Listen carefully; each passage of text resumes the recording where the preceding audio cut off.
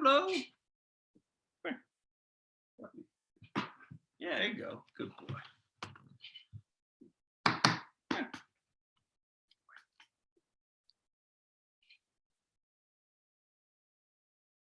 yeah.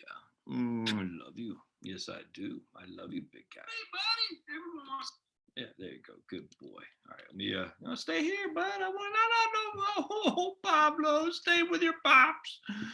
Pablo, stay with me. Why do we do this, Pops? Right there. No, why do you want to go out there? There's no one out there for you. There's no one out there for you, big man. I'm gonna go over here, dog. There you go. There you go. And we're gonna do that right there. All right, hold on just a second. Hold on, I got you. All right, so save. Why would you want to leave the scene? This is where all the party's going on, buddy. This is where the fun's happening. Yeah, boy, oh boy, oh boy. All right, let's see what we got. So we're gonna go here.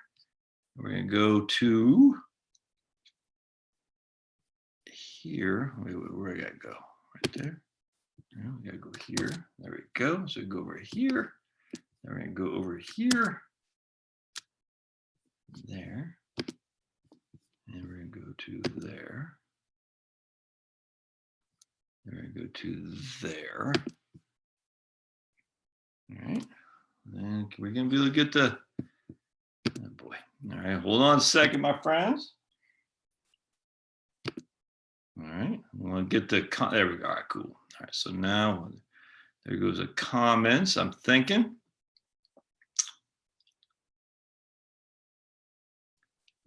Yep. All right. Right. Hey. All right. Cool. And there we go. Sweet. All right. We are live and in person, everybody. You sure you got nothing? Any teeth? Oh, good. Looks like my teeth are clean. Harry, what's going on in Oklahoma? Tom, Que Paso, Maryland. Daniel, I always forget where you're calling from. Hey, Rob, I haven't seen you around a little bit, man. Right on. Good stuff. I thought you got offended by my promoting of nuclear energy. Look, pulverizer, right on. Mike C, Mark W from Cochran, Georgia, right on. Rob, I said, man, if my man Rob is offended by nuclear energy, I get it, but geez, I haven't, if he's not offended, that's what I'm going to say. I haven't done enough job. I haven't done enough in terms of my offense of everybody. I can say things that offend everybody. California, right on, Daniel. Rich, you ate, man. Well, it's I ate a bunch of salad. Hey, no work tomorrow. Ooh, take that, stupid boss. Take that. I'm just joking, Rob. Actually, I got an article on the coronavirus thing that my man has sent me here today. I was wanting to read. Jason Buffington. All right, cool. Pat Medina, Rochester, New York. Jason, where are you coming in from? The name does not ring a bell to me. So, Margaret Schaefer is our Chiefs fan. It looks, hold on a second. I want to see what, where is this? Right here. Okay. Let's see. Ed, Meg, obsessed. Meg from Massachusetts, right on. Dan from North Carolina, right on. Obsessed DIY. He's got his HSA now, Schwab and Vanguard ETFs, right on. All right, so let's see. This is an article from assetbuilder.com. And I can't, is Asset Builder, is that guy, Scott Burns? I can't remember. But will the coronavirus cause stocks to crash? My wife was just reading something about, right on, Vic. I'm Fort Worth. Right on. That's a good point, Vic. Vic says if you show someone on your phone, hold it up there for 3 or count to 3. That's good advice, brother. I'm much obliged. I will do that. I watched the video I did from last week. I said, man, I couldn't even see what right on. Anyway, my wife was reading something about coronavirus. Hey, babes, you want to share with everybody what you were reading about coronavirus? All right. She says she didn't want to share with everybody what she was reading about coronavirus. Pop, right on. Oh, speaking of which, my man Eric sent me these. Look at that. Boston Bruins and the Vermont thing. Yeah, I don't know if you can see that. Pretty cool, huh? I said, Eric said, look, man, he's from New York. He goes, I'm going up to Boston. I'm going to send you something I bought there. I said, oh boy, as long as it's not anthrax. And I said, as long as it's not to do with Eli Manning, by all means. So this is a Vermont Boston Bruins t-shirts, which is flipping cool. All right, so let's read what this guy says. Brandon Inman lives and works in someplace in Shikoi, China, where he has a ground level view of the coronavirus impact. Plenty of businesses and schools are closed. Some Chinese cities look like ghost town. Local authorities say it's okay to go outside, but the virus spreads easily among large groups. So plenty of people spend much of their day at home. If they want to go to a restaurant, most are ordering takeout food to avoid contagion with the virus. Fortunately, many reports suggest the virus is being contained, but the business impact could be huge. That's what Brandon Einman fears. He's worried about the virus could affect his retirements. Some lady is a lot less concerned. She's originally from Elmira, New York, and she now lives and works in Guangzhou. She has seen outbreaks before. That's why she doesn't panic, especially when it comes to her investments. It's tough to know for sure whether the coronavirus will cause stocks to drop, but here's what we know. When the public fears stocks will crash based on some kind of world event, stocks almost never fall. Instead, stocks fall when almost no one expects it. That's pretty interesting. So what this guy is saying is when the public fears something, a big world event, stocks almost never fall. It's when they're not expecting it. Jeremy Siegel from Wharton, I cite him all the time, says most of the time there's no rhyme or reason for big stock market rises or crashes. He looked back at the biggest stock market move since 1885, focusing on trading sessions where the markets moved by 5% or more in a single day. And he tried to connect each of them to a world event, but he couldn't find any connection. For many people, this hardly makes sense. We like to believe that we, or at least the very least, the experts can predict stock market movements based on economic events. But trying to forecast the market's direction is like trying to catch a fly with tweezers. Assume the coronavirus caused more Chinese businesses to close. Assume flights to China continued to be postponed. Assume factory employees couldn't work for months. Many of those workers make parts for American sold goods. Assume American businesses in China, such as Starbucks, were closed for months. The knock-on effect might cause a recession in China and in the United States. Consider unemployment rates. If a working crystal ball could reveal when masses of people would be out of work, you could sell your investments before unemployment hit a peak. In his book, Markets Never Forget, Ken Fisher shows we shouldn't. Historically, stocks have soared when unemployment figures get close to hitting new heights. This doesn't mean investors should wait for soup kitchen lineups before they invest, and it might look like a pattern that will guide us in the future, but randomness rules instead. I cannot agree more with that. And they give this chart of 6 months before unemployment peaks, where the market's just going, crazy high. So you think unemployment is rising, you think this market would go down. It's the exact opposite. It's actually interesting. I'll never forget when I first got introduced to investing, I think GM or somebody was laying off a bunch of people. I said, oh, that's going to be bad for the stock. And instead the stock went up. I said, what the hell? Why? The reason is because labor is the biggest cost of a business for sure. So literally getting rid of employees, which is counterintuitive, means that they're saving short-term fees. So they're saving short-term profits or short-term expenses because they don't have to pay so many people. I mean, it's not a good business model, but that's what happened. You laying off all these people and inherently you cut back the biggest cost of your business, which is labor. That'll always come back and bite you in the butt mostly. It makes sense that economic growth and stock market growth are somewhat connected, but they aren't even as connected as most people think.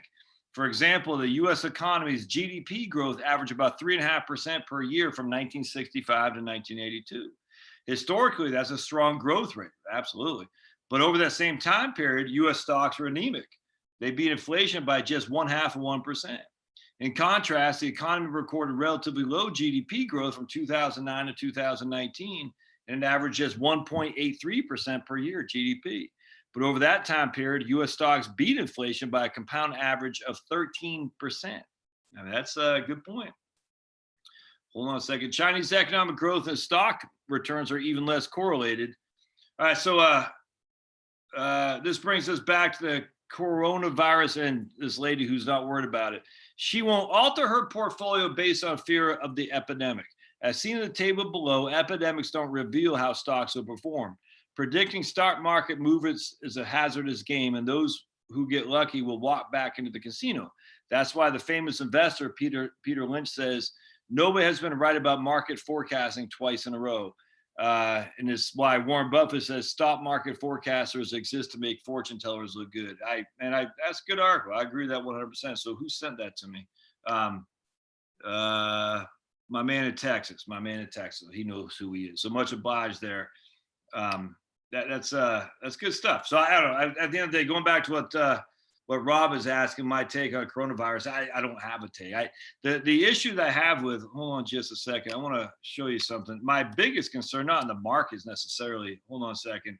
My biggest concern is this actually does concern me. I was reading like something like 80% of all vaccines that we have, or all pharmaceutical, I think it's vaccines, have something to do with China. And this is my whole thing about just dealing with the Chinese threat, with the LPTs, large power transformers and things like that, the steel industry and whatnot. And everyone and the idiots are all, Trump, you're a trade war, blah, blah, blah. Man, we've been in the trade war for years. It's just no one's engaged it. Obama didn't, Clinton didn't, Bush didn't. It wasn't Reagan so much because that was before China was. Back then it wasn't the issue. But at the end of the day, it's been bipartisan, non-engaging with China. And yet, if you look at steel manufacturing, how do you get these LPTs on? And no, we don't make them in the United States. Large power transformers. One of the first blog posts I ever did, one of the first videos I ever did, was the need for U.S. steel industry to have a renaissance for sure. But I was reading real quick about. Hold on a second. Oh boy, I want to show you if I can find this. I'm reading please tell me it's not my high school. All right, phew. There's a high school in Maryland that's comparing Trump with Nazis. All right, and I went to high school in Maryland, so thankfully it's not my high school. All right, hold on just a second about coronavirus. So if you follow the Instapundit blog, they keep a running tally every day of coronavirus. It's pretty interesting, actually. Hold on just a second. Fecal transmission may be responsible for coronavirus's rapid spread. And my man Glenn Reynolds, who's a law professor at University of Tennessee, says, if so, it should spread much more slowly in places where hygiene is better. So that's good. But anyway, I'm not going to be able to find it. New Chinese study indicates coronavirus did not originate in the Hunan seafood market. Question is, did it originate in a Chinese government laboratory? But they keep. Oh, here we go. I want to see if they said something about. So Mnuchin says economic impact of coronavirus will be clearer in 3 or 4 weeks. So if you're going to sell stocks because of coronavirus, we don't have enough knowledge in which to do that. The coronavirus will have, Australian treasurer does say the coronavirus will have significant impact on our economy. I don't know. France has seen a 30 to 40% fall in tourists following the coronavirus outbreak, says a France finance minister. Iran says 43 infected with the coronavirus, 8 dead. South Korea declares highest alert as infections surge.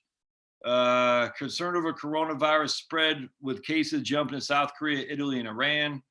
10 Italian communities are on lockdown as death toll rises in China. There is a queue for food in an Italian town for the dealing with the coronavirus outbreak. And then we got untraceable coronavirus clusters alarm health officials. All right. I wish I could say, I don't know. But there was a thing where we showed that of the vaccines and stuff that we have, 80% was made through China. And if we not try, it's just bad. We have got to have freaking domestic manufacturing. It's not for free trade. Look, I was the biggest free trader unequivocally there was. And then you realize it's all been a lie. We have to have domestic production on stuff without question. That doesn't mean we pick favorites, but it does mean we say, look, China, we're gonna charge you for basically dumping your products on us, which is what anti-dumping laws are. They're dumping their products on us so they can close up our businesses. So we have to use everything through them with their cheap labor, and then they can exploit us for all it's worth because we're relying on them. It's no different than German I mean, these are idiotic people in Germany where they're relying on Putin for natural gas. Nuts. They're saying we're going to get rid of of all our industry, and we're going to go to Russia, who controls literally will do as we will do as he says, because if Putin doesn't like what we're doing, he's going to freaking close the pipelines. It's nuts, and it just all right. So I'm not all that worried, Rob, but okay. But more to come, man. I mean, I didn't realize the Italy thing. I keep a pretty good spread of food in the basement here in terms of freeze dried food and whatnot, emergency preps. You know what I'm saying? I could probably use some more. The prepper in me says, look, you never can go wrong spending $250 on some Mountain House foods and stuff like that. Get your water supply going. Nothing, never going to go wrong with that. Top your batteries off. Top off your gas in your car. Remember, your car is a generator. Your car is a generator. I can't stress this enough. You need to get a couple things. Just some alligator clips, and you need to have a car battery. You got a 12-volt battery in there for DC, and you need to have an inverter. So you're taking DC generate electricity and you're converting it to AC so you can run LED lights and the like. Not. I mean, this is like freaking 2 watts on this guy. It's a tiny LED light that can run forever on a 12-volt battery through inverter in your car. Now, the issue is the battery at some points can go dead. But if you have enough gas in there, you can fire that sucker up and charge it and keep it going for a long, long time for sure. So, I mean, it's never a bad idea to be prepped. The preps are always, people say, oh, you're worried about zombies or whatnot. No, I'm not. I'm worried about stuff like this, man. What's going to happen if, you think back in the hurricane a few years back in Tampa, they couldn't get any oil or gas. And so people literally run out of gas while they're sitting on the highway trying to flee. And I remember this one guy I follow on he's from that way. There's a gas truck that was going through South Florida, and people were like following this guy, you know what I'm saying? Because that was the only guy who had gas. It was nuts. So you always got to have your preps. I haven't done a good job of cycling my 5-gallon. I got more now. I've done more 2-gallon gas tanks or gas, keeping some gas on spare. I have 6. I got a couple 5 gallons, a couple 2-gallon gas tanks. I use I think it's PRI to keep it combustible, I guess, if that's the right term. Flammable, I'm not sure, but anyway, you're really supposed to cycle it on a regular basis. So 1 month you have the idea would be you have 12 gas tanks, those red crappy freaking things that you can't pour to save your life in. But we got these red gas tanks, 2 to 5 gallons. 2 is a lot easier to use, frankly. And every month you just recycle. So you number them 1 to 12. You got your January, February, March, April, May. You take your 2-gallon, put it in your car. You go refill that. You put that in one. And you take it in February. You take it in February 1. Put that and just keep recycling. So you always have a supply of gas. Without gasoline, you're in a world of hurt. Solar is great for powering DC batteries for sure, but not if the sun's not out. Not if you don't have a PV panel for sure. So at the end of the day, solar is great. It's not great for powering our economy. That's silly. Certainly not wind and solar combined is not going to come close to it, but solar is good for powering batteries, and batteries you can use again to power things like lights, your phone, your Kindle, things of that nature for sure. Now, whether or not you have access to the internet, probably not, but at least you have lights. At least you'll be able to use your fridge. Remember, your fridge, these modern day fridges they're not a big load, my friends. I mean, the load on a fridge and the one we got out there, probably when the compressor kicks in, 1,200 watts. And then, was just running probably 400 watts. I mean, you can run that without much issue at all. I mean, you're not going to be able to run it all the time, but you put some insulation on top of that. If the lights go out for a week or so like that, just because whatever, you'll keep it pretty cool, man. And obviously get an ice box. And my ice box, I keep one of those 5. So I got an ice box out in the garage, and I keep 2 was it 5-pound or 10-pound ice bags? I can't remember, but ice bags in there. Because if it does go out, the ice will help keep it. I mean, those ice boxes are very well insulated. And so if the power does go out, the ice will slowly melt for sure, but it'll keep it very, very well insulated. And I'm really not going to lift that up unless I have a specific need to get some meat out of there or something like that. So we keep a lot of meat in there, a lot of veggies, the veggies you get from Costco for, whatever the ones you can heat up real quick. We just keep that with 2 5-gallon ice bags in there. an ice box out in the garage. And then, of course, it's cold, so that should stay pretty cool for a long, long time. So even without electricity, and even that ice box, I think it's only 300 watts, if that. So you can run that off your card battery for easy, man. For just a 500 watt inverter, that's no big deal. You're not going to run your microwave. You're certainly not going to run any heating stuff. You don't want to run a coffee maker. That's why you get a French press. You get just heat up the water, man. You freaking go out and you got your propane tank out there. You put your kettle or whatever, boil up your water. And we got natural gas here too, so probably the natural gas will stay going. So we'll be in a pretty good place there. But if not, I got a bunch of propane things out there. If not, you still got something called wood. Crazy biomass. That's wood. The renewable fuel for England, wood, and you just heat up your thing. You don't heat an element with electricity. That's dumb. Don't do that. Anyway, it's always a good idea to get prepared, for sure. Not just for again the zombies, but you don't know when's the supply line going to break, and if it breaks, are you going to have what you need? You're always going to need water. You're always going to need food, coffee, and things of that nature. And this doesn't make you paranoid; it just makes you prepared. Be prepared, be prepared. It's a lesson and that must be shared. Anyone know where that's from? Be prepared, be prepared. I was prepared. If you know where that's from, put it in the notes and I will send you, my friends. And I don't have anything to send you. I was going to think about a book I send you, but I'm not going to do that. All right. Well, let's keep going here. So we'll see how this shakes out. Never a bad idea to be prepared. All right. What's your take on possibility of U.S. changing to the gold standard? It's not going to happen. Richard, ain't going to happen, man. So Rich said, do I think the U.S. is going to go on a gold standard? No, it won't happen. Stock market is a strange beast. Yep, the moves are mysterious. Could not agree more. My man Mike C says he's rooting for a buying opportunity, especially in international ETFs. The problem with rooting for a buy, I don't have a qualm with that. The only drawback there, though, is that means you have to have cash. And when you have cash, it's a good idea to have cash, but I think a lot of people say I'm waiting for the market to dip so I can get back in. And I've always found that to be a mistake, unless you're still, like I was talking to some folks this morning, and they're getting ready to retire. They're going to sell their house, they're going to move, and they're going to retire. And they're going to have a decent amount of money sitting in cash. I said, look, for at least the first year, it's okay to have that money sitting in cash because you've never retired. You've never moved.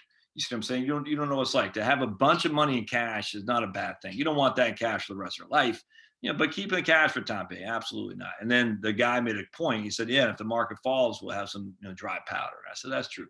But you don't want to sit on that much cash, waiting for the market to fall for year over year over year, because people have been doing that since 2009. Watching from South Dakota, or is that San Diego? Pablo's not big on these live streams anymore. I don't know what's going on. But Warren Buffett has beat the S, so must have something. I think Warren Buffett over the last 10 years, has he underperformed pretty significantly too? I can't remember. Yeah, right here. Scott says 80% of drug ingredients are primarily sourced out of China. Exactly. And yet, I don't understand. Look, we can get into Bernie win Nevada and all that, but I don't get what it is that the people who are normally, nominally conservative were up Trump's butt saying, oh, friggin' trade wars. And then people were nominally against trade at all costs were up Trump's butt saying, oh, trade wars. It was the weirdest thing, man. It's like that which should not be named, which is China, has got us over the barrel. And so finally someone comes along and says enough of that. And all the establishment turns on. It was crazy. And I think, it wasn't Bernie, it was Chuck Schumer, even to some degree, say, yeah, Trump's kind of right here. I think, look, man, I've been saying this for freaking since I've been doing this YouTube channel.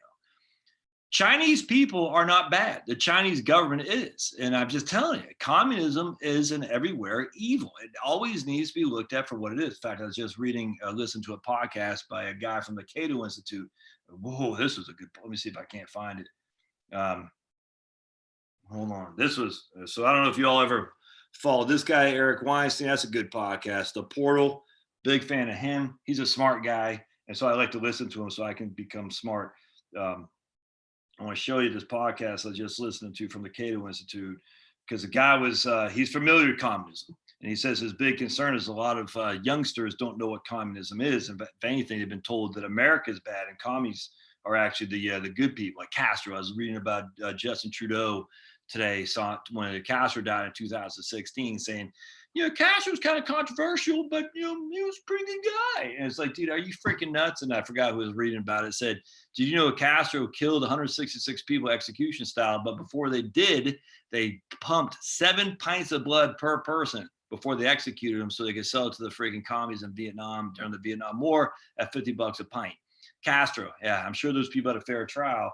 Who was I reading about too? I was watching my man Flemlo Raps, who I love one of the best video channels. If you like sports, that guy's freaking awesome. Given what I thought was a somewhat fair assessment on the Colin Kaepernick stuff. Look, I don't like Colin Kaepernick. I thought Flem was a little bit too gracious towards that guy because I think he's a scumbag. But anyway, at the end of the day, I said, Flemlo didn't make a point about, he said it was weird that Colin Kaepernick was wearing, pigs on his socks. Freaking scumbag. But my thing, that was bad. But he was wearing, he's all for Black Lives Matters while he's wearing a Castro T-shirt. Scumbag. Yeah, because it just, have you never heard of the ladies in white? The ladies in white are essentially black, dark-skinned Cubans whose husbands have been put into prison without any trial, are tortured and whatnot because they dare think for themselves. And again, freaking Che Guevara, all these fools in college campuses wearing their stupid Che shirts. Che Guevara is the biggest racist there was. And yet somehow, oh, but Che, oh, he's so beautiful. We gotta be more like Che. And here's Fidel Castro. Just freaking scumbags, man. Anyway, so this guy, I'm not gonna be able to find it.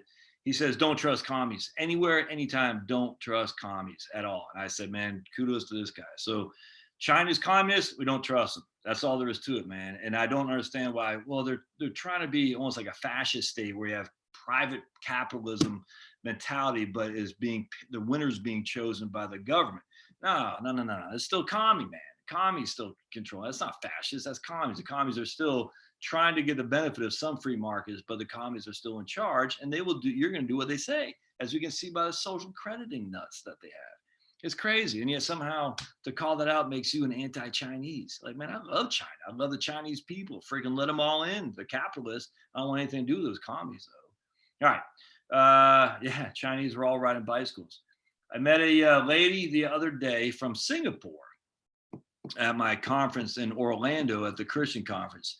It was amazing, actually, how many people of, it's too bad that Christianity allows us to be put into this group as just, white people. Because in this conference, well, the bulk were white. It was America, for heaven's sake.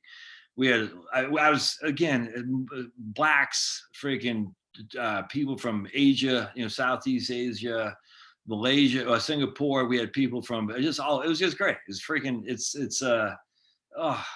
I will tell you, if you had never read the Malcolm X autobiography, and I did, my mom had me read that when I was like 13 or something like that. It's actually pretty interesting because what Malcolm X did talk about, look, I don't like the guy. I mean, at the end, look, he got killed by, what's his name? The crazy man. But anyway, Malcolm X said, the one of the reasons he fell for Islam was because they had no skin color stuff. I don't believe that for 2 seconds flat, if you can just look at Sudan.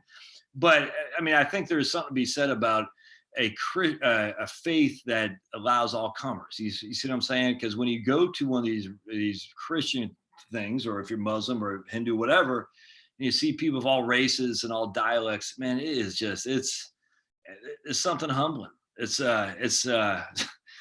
I sit there and I'm just amazed that people from Africa, Nigeria, are some of the strongest Christians we have, which is why I'm not worried about the faith, by the way. Just because Europe has fallen apart doesn't mean, that's nothing to be afraid of. It sucks, it's idiotic, but what are you going to get? This happens. You get rich, you start thinking you don't need God. But it was just interesting to see all these people. But the whole point was, they seeing these Christians from, Singapore, can't really speak that well, but it just makes you so happy. They flew from Singapore just for his conference and to see their 3 kids. But there's a lot of good stuff going on in the world, my friends. It's great. But anyway, the whole point about Malcolm X autobiography is he made mention that Islam doesn't see race. I don't believe that, but certainly some parts of Islam do, as do some parts of Christianity. The problem is, it's sad when we're able to be boxed as if, you just care about, Europeans or Westerners, since nothing could be further from the truth. And, the truth will set you free. Let's just put it that way. I think some guy said that. All right. So let's, how do pandemics affect, I don't know. My man Gary says, how do pandemics affect economy and markets overall? Why does Bill Gates own the copyright to the virus? What is that, troopers? Oh, speaking of which, I'm going to start doing this at 7 o'clock on Sunday nights, my friends. So next week, we'll start doing at 1900 for you military types, Eastern time. It allows me to get, when I do I love doing these things, man. I don't love doing every day. I'd go insane, but I do. You get a dopamine rush. Because this is a performance. There's no other way around that. It takes a little bit while to settle down after I do this. And so what I want to start doing is, from 7 to 8:30, maybe 9. But then I usually need an hour just to kind of settle down before I go night nights. Because I got to take old Poopy Pablo outside and everything. So I'm going to start doing these at 7. Hope that doesn't affect your ability to get online. Don't forget, if you're a member of the Subscribe Star, yes, a shameless plug for you to give me money. Excellent. We will do a live stream. Right now it's just once a month. But those are the folks who pay $10. I think it's $10 a month. Yeah. And we'll do a specific live stream for them on Wednesday evenings. If you're a member of the Subscribe Star, a group of people there too. So you just go to subscribe, just like it sounds, subscribestar.com/Josh Scanlon. I don't do Patreon. When Patreon kicked off, some of those people who weren't, they're not bad people. Screw all that. And so I went on Subscribestar, and anyway, so we do that. So we do essentially this session every week, but I am going to start doing it at 7 o'clock just because I can't be going to bed at 11 o'clock. I get up too early for that, and then I'm cranky.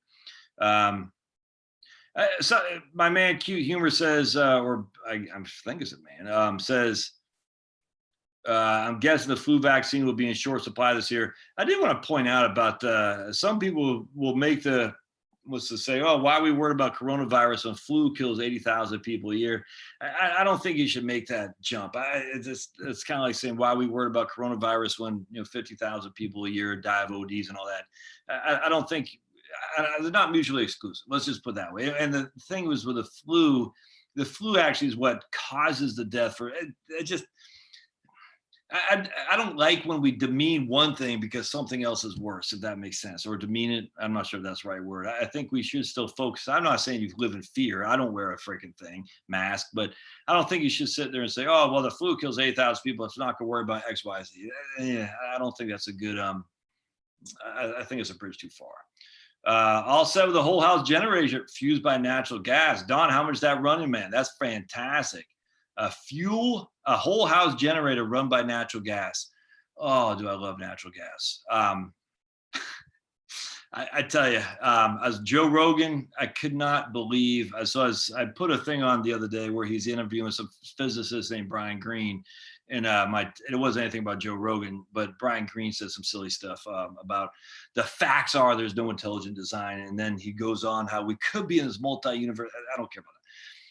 Joe Rogan says something that boggled my mind the other day when he's interviewing, I forgot who it was now, but he said, my man Ray Cappo, who's literally was an Indian monk who was in a band that was very close to me, not personally, but they really had an impact. Youth of Today when I was growing up. Ray Cappo was a singer for Youth of Today. There was called straight edge hardcore. So back then he had punk and it was all about drugs and just being whiny. And then you had hardcore music, which is kind of like an offset of punk. And then some happened where like a Slapshot at Boston and other things said, we're not going to drink or smoke. We're going to be straight edge. Minor Threat kind of coined that phrase, being straight edge. Anyway, long story short, there's a guy named Ray Cap who is a singer for a band called Youth of Today, and Joe Rogan interviewed him. And I've always been a fan of this guy. He went India, Buddhist, all that stuff as a monk, and that was a little bit. I didn't didn't care. It's just like that's a little bit too much for me. But the guy's just righteous dude. He's got 5 kids. He runs some yoga thing up in upstate New York, and it's just a good guy, man. I mean, literally living like. You got to change the world. Well, the world you got to change is right in here, right there. And right on. But anyway. Joe Rogan said, and Ray Ragnethy or whatever his name is, and the Indian thing was like agreed, which was mindless idiocy. That the movie The Gasland, if you watch Gasland, how they're lighting their water on fire, how could that possibly be? And unfortunately, you only hear one side of it, and you're thinking, "Oh my goodness, it's due to fracking." I sit there, I'm sitting there thinking, I thought we already resolved this. I thought this was already recognized for fake news for what it is with relative to methane and whatnot, but I guess not. So Joe Rogan the other day said these guys on Gasland were lighting their water, their tap water, set it on fire because of fracking, was getting the water supply, which is complete fake news. And I was stunned to hear such ignorance. Anyway, the point was his argument is that we should ban fracking. And I sit there and I chuckle at the ignorance we're dealing with from people that are coming from the left. Now, Joe Rogan is not a righty, my friends. Please don't say that he's a righty. He's not. He's not far left. The guy's not coming from the right. That's all there is to it. And yet somehow the people on the right and the Christians are the one who don't believe in science, and we're the ignorant. It's just weird to me. Anyway, natural gas and the compressor stations don't have electric power. Your gas pressure goes down. Katrina shows that. A lot of times the natural gas has stayed fine, actually, for sure. And so what happens is if your pumps on your gas, I mean, literally, if we've seen the gas lines are a lot more durable, not all the time, but certainly than transmission lines. So that's why you want natural gas for sure, because you're relying solely on electricity. But if you have natural gas, most likely, in most cases, natural gas was just fine. Not all the time, but certainly just fine. And that's why natural gas is a dual threat in terms of your ability to keep yourself warm and with lights and some sort of heating component, natural gas, or ability to heat up your food. Electricity goes out, we can turn to natural gas. If they both go out, not likely, but if they both would, you'd want to have some other source for sure. Oh yeah, Doug says most people's prep is terribly short of what could be needed. I could not agree more. Could not agree more. It's actually sad. I don't think people are prepared. The sad thing is when people aren't prepared and they know you are prepared, the unprepared are going to be coming to you because they have more than you do in terms of numbers.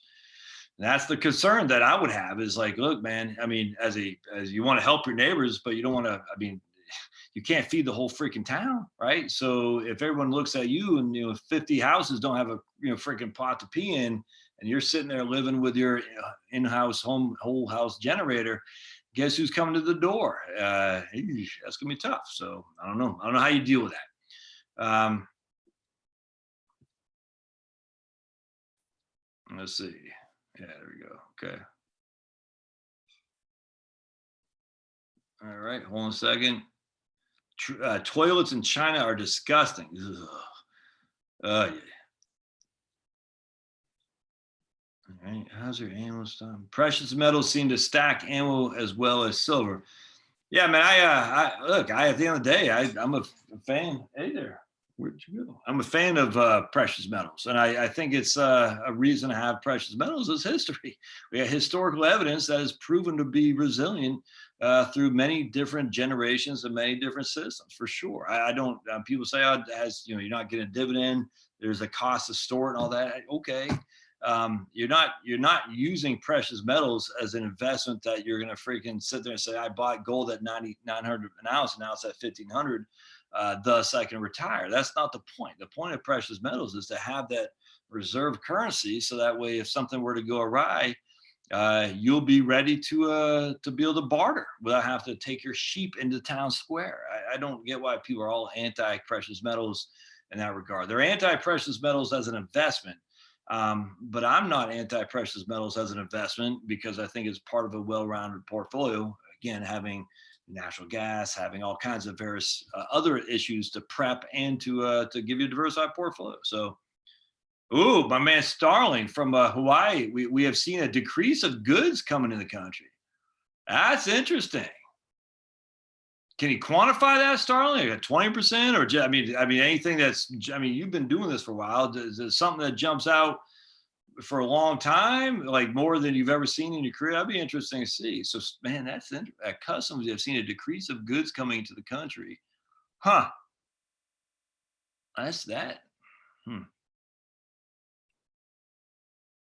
Uh,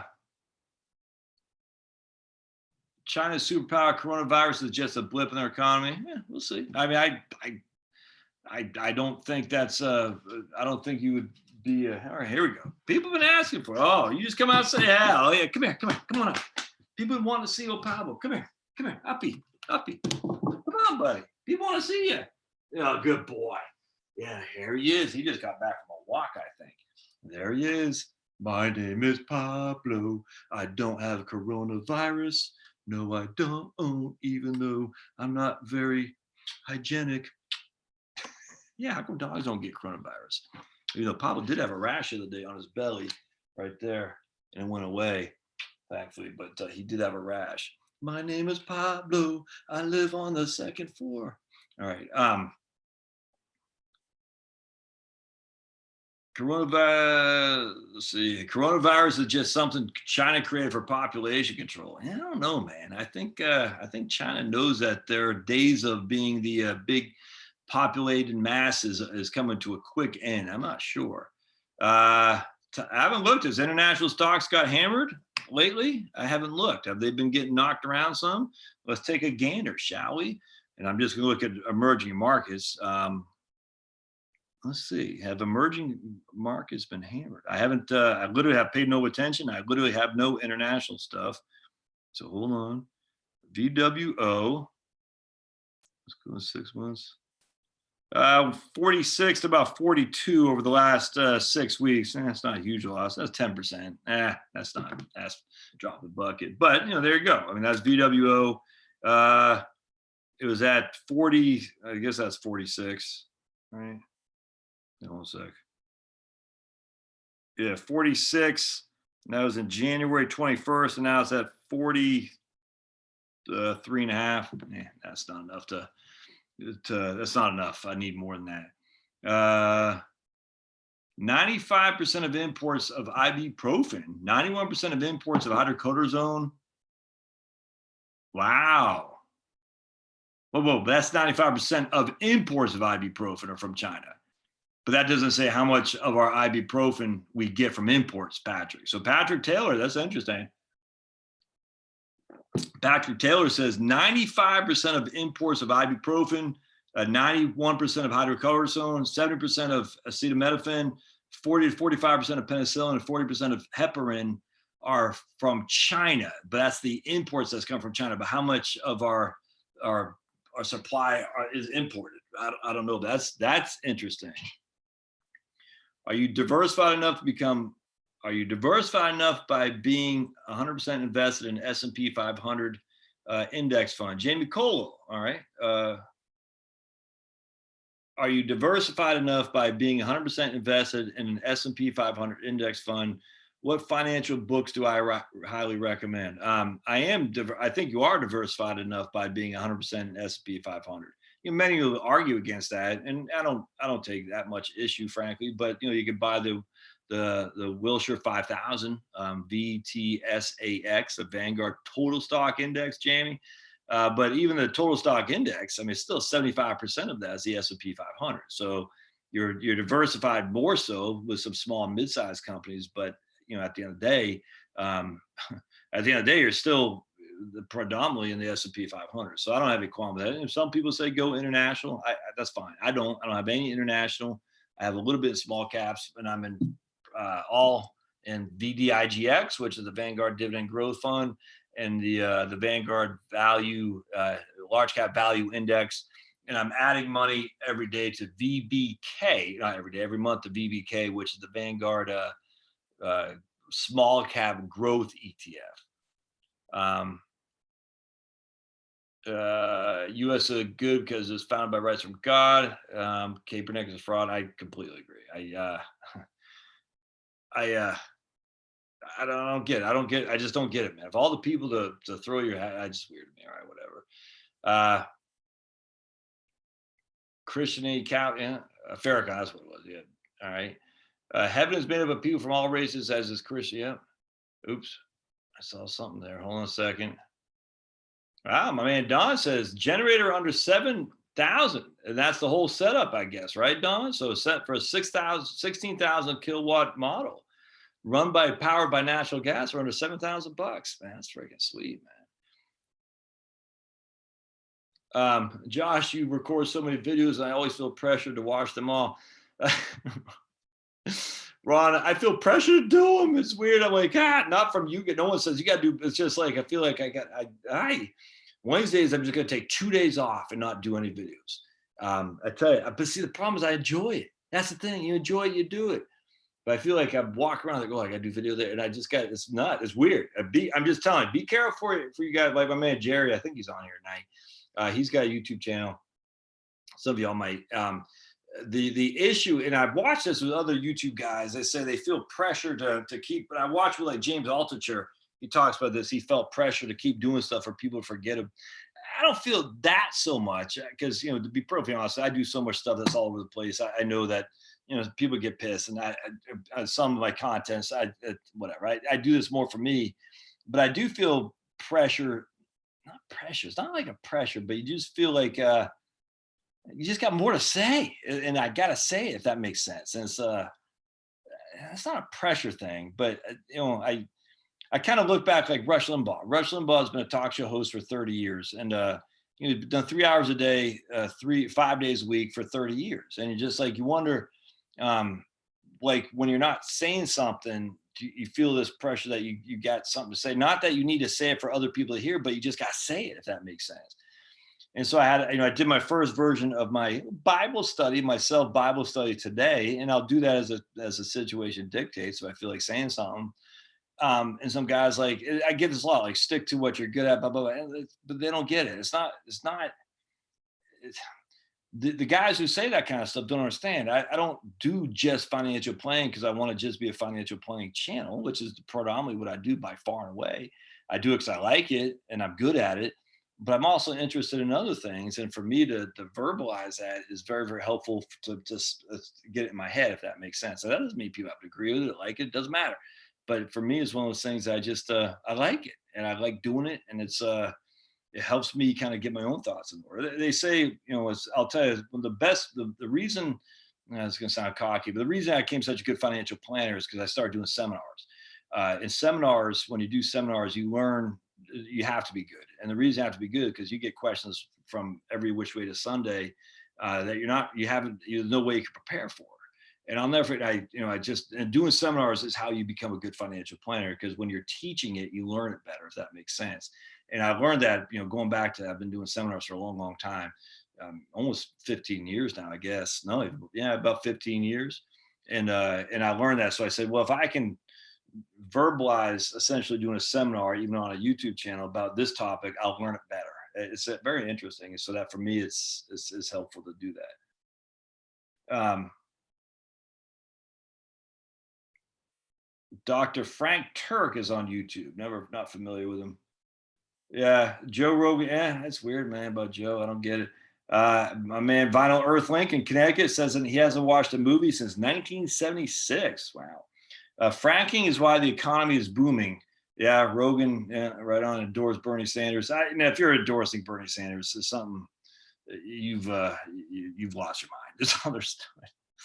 Rochester, New York, Bruce D. Virginia, John Henderson, right on. Yeah, there's Pablo, Virginia, right on. Pablo doesn't have his patent smile today. Where's your patent smile? Because I was gone for 3 days and Pablo's like, he doesn't trust I'm going to leave him again. I'll post a video when my wife took it when I came home and his tail was wagging like a crazy man. It was awesome. But he's like, I'm not sure I trust you, Dad. You can leave me again? All right. Yeah, right now, Vinyl Earthlink says by 2050, about 40% of the Chinese will be over 65. I think that's that might be one of the most fundamental issues we have in the world right now is the aging population of China. It's weird how many people don't pay any mind to that. It's very interesting to me. And now, the Muslim world is aging as well. People don't pay much mind to that because there's not as many people. But the aging demographics is something that is happening worldwide for sure.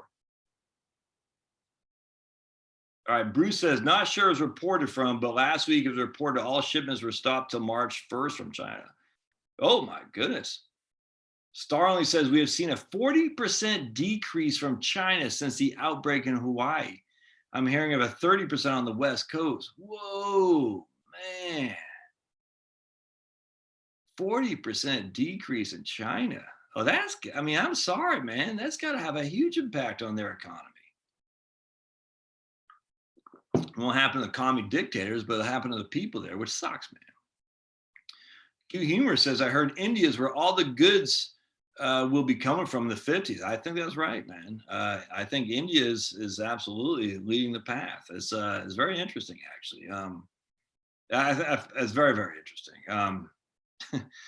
Because I think they're the sleeping giant. Everyone's focused on China, but India, all more power to them. All right. One thing I know is USA gets cheap goods from Japan and South Korea than China. After we made those countries rich, we'll move on to Vietnam, India. Yeah, I think that's right. My man Jerry's on here. Oops, let's see. Can you explain the difference between the pros and cons of an ETF versus an index fund? They're not much, Jill. The issue is a mutual fund. It does allow, they can kind of do this now with fractional shares, but the biggest drawback about it, just burp. Sorry, guys. That's kind of rude. Is my wife watching? The biggest drawback about an ETF is you literally have to buy. You have to place a transaction. You have to execute a trade like an individual stock. In a mutual fund, you don't have to. Mutual fund is because it's open-ended. You could just keep throwing money at it. When they receive the money, they put it into the market.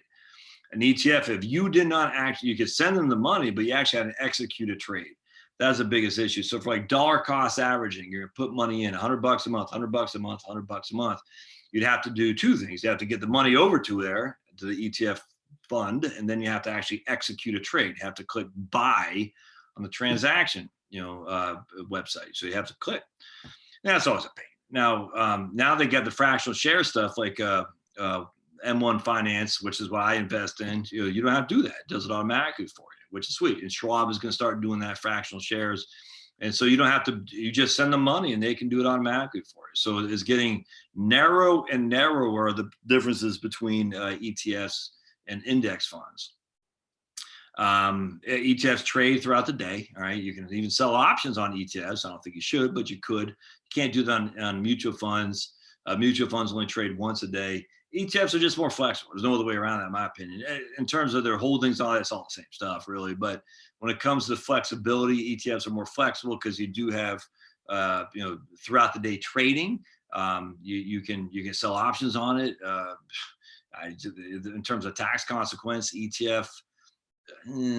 It's probably most ETFs, at least, it's probably a little bit better. I guess depends on the firm. Like Vanguard has a patent on their ETFs, which is pretty sweet. I can't remember the index funds. I just can't remember. But if you're going to I don't know, you name it, an iShares ETF, does it have the same explicit tax benefits as Vanguard? I don't know, but the taxes on ETF, most ETFs which are passively managed can be fine. So there's not much difference anymore. Do I think the market is ready for a pullback? Man, I don't know, brother. Yes, no, I don't know. That's the thing. I mean, who knows?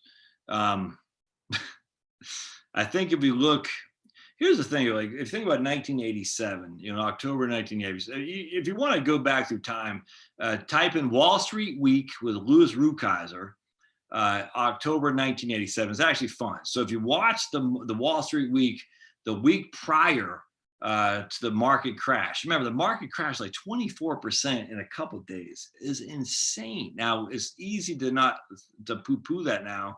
Let me close this.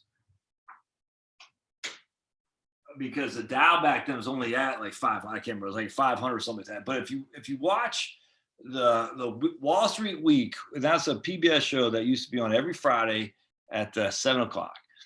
Louis Rukeyser used to do that. And if you watch on YouTube, the week before the market chaos, notice they're not talking about huge sell-offs. It's very, very interesting. And then you watch the next week and you see it's a completely, but my man Lou said, like he always did, don't just do something, sit there, because that was his method for investing. And the best investment advice there is. What Nick Murray said, look out the window. Just look out the window. And I've used that all the time. Just, man, markets go up, markets go down, just look out the window. Don't do anything. But it was interesting because no one predicted that. No one did. There was no one out there who said, "Oh my goodness." No one out there said at the beginning of the January, people of 2000. Oh my goodness, the markets. We heard irrational exuberance. When did Greenspan utter irrational exuberance? Do you all know? So everyone says, well, Greenspan said the markets were exhibiting irrational exuberance. They were too high. Well, he said that in 1995. Right? So we had 5 years left of basically 30% on average gains under irrational exuberance. This is after Greenspan uttered those words. And so he didn't know. Now we had 94, they were raising rates on bonds, so the market fell a little bit. 99, they're raising rates on bonds. The market on the interest rates, the market fell a little bit in terms of you don't want to fight the Fed. The terminology is that the Fed's raising, the market usually takes it on the chin a little bit. But no one knew that. All right. And then we had 97. Was it the Mexican devaluation, the Russia devaluation, the LTCM capital management? When in the late 90s, there's a bunch of times that we got hammered quite a bit. The Mexican devaluation, the Asian tiger crisis, the Russian devaluation, LTCM, and there's something else too. I forgot. But anyway, there's a bunch of, but no one predicted that stuff. But just no one knows, man. No one predicted 2000, 2001, and 2.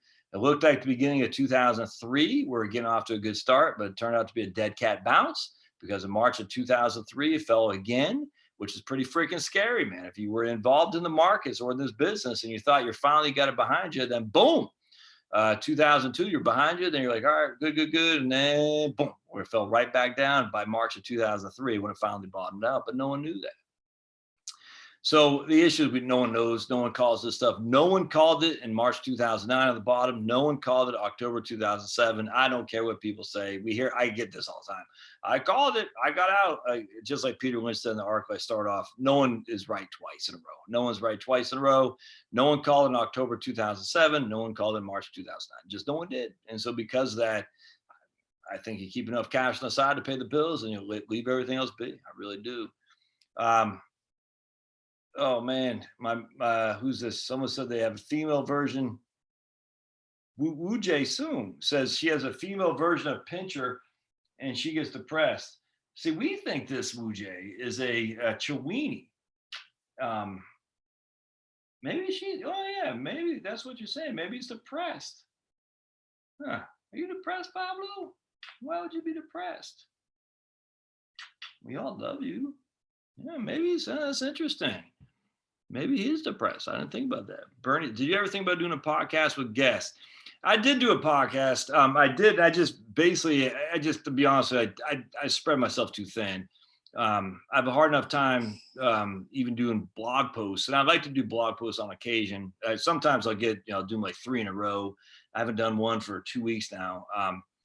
I just like the YouTube. So you focus on what you like the best, what you're good at. The podcast is fine. I just, so if I have guests, it'll be on the YouTube channel. Like I did my man,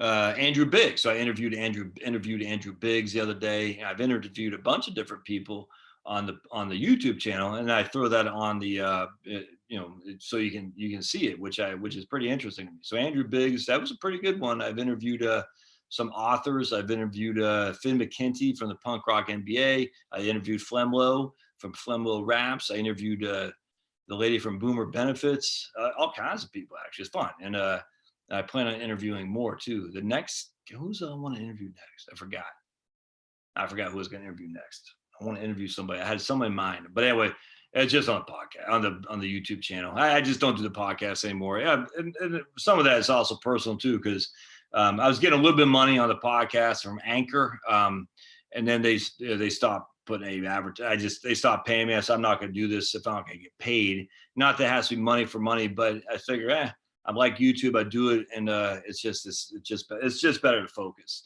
Al Ries, Alries, and Jack Trout had written a book called Focus many moons ago, and it just says focus on one thing.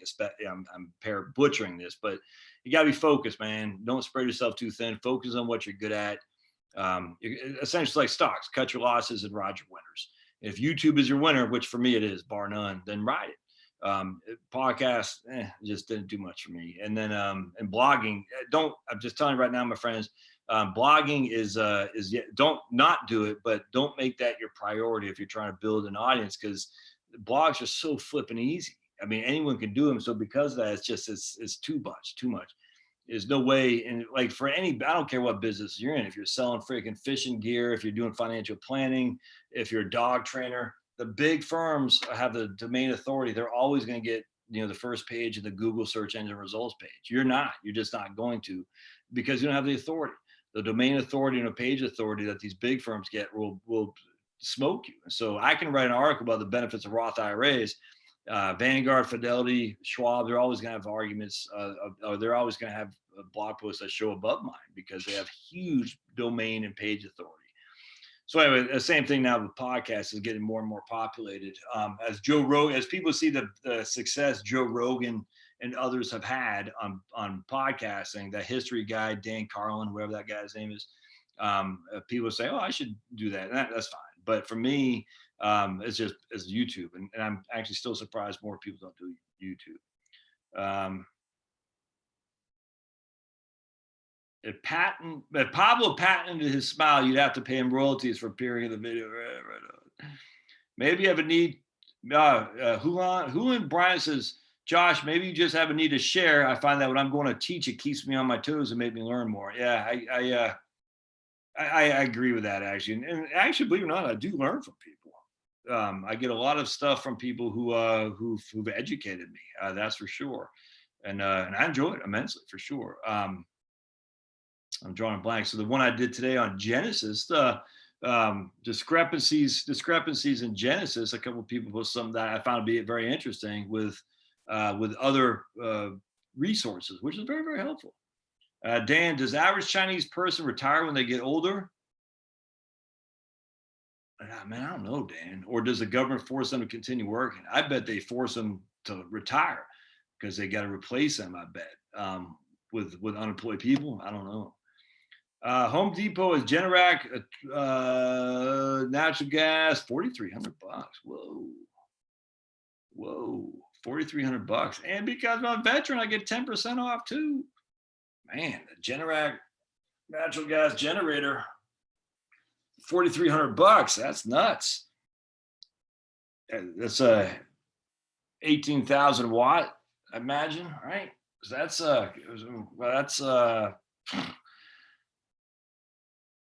fantastic. Have to look at that.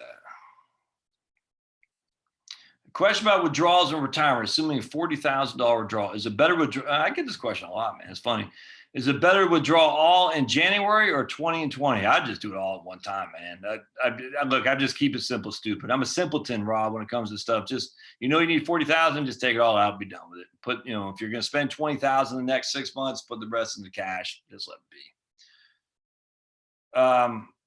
Someone says, Ron says, Josh, is your wife generally supportive of your YouTube efforts to educate us? As long as the money flows, Ron. Look, man, my wife and I have a very good, healthy relationship. I love her to death.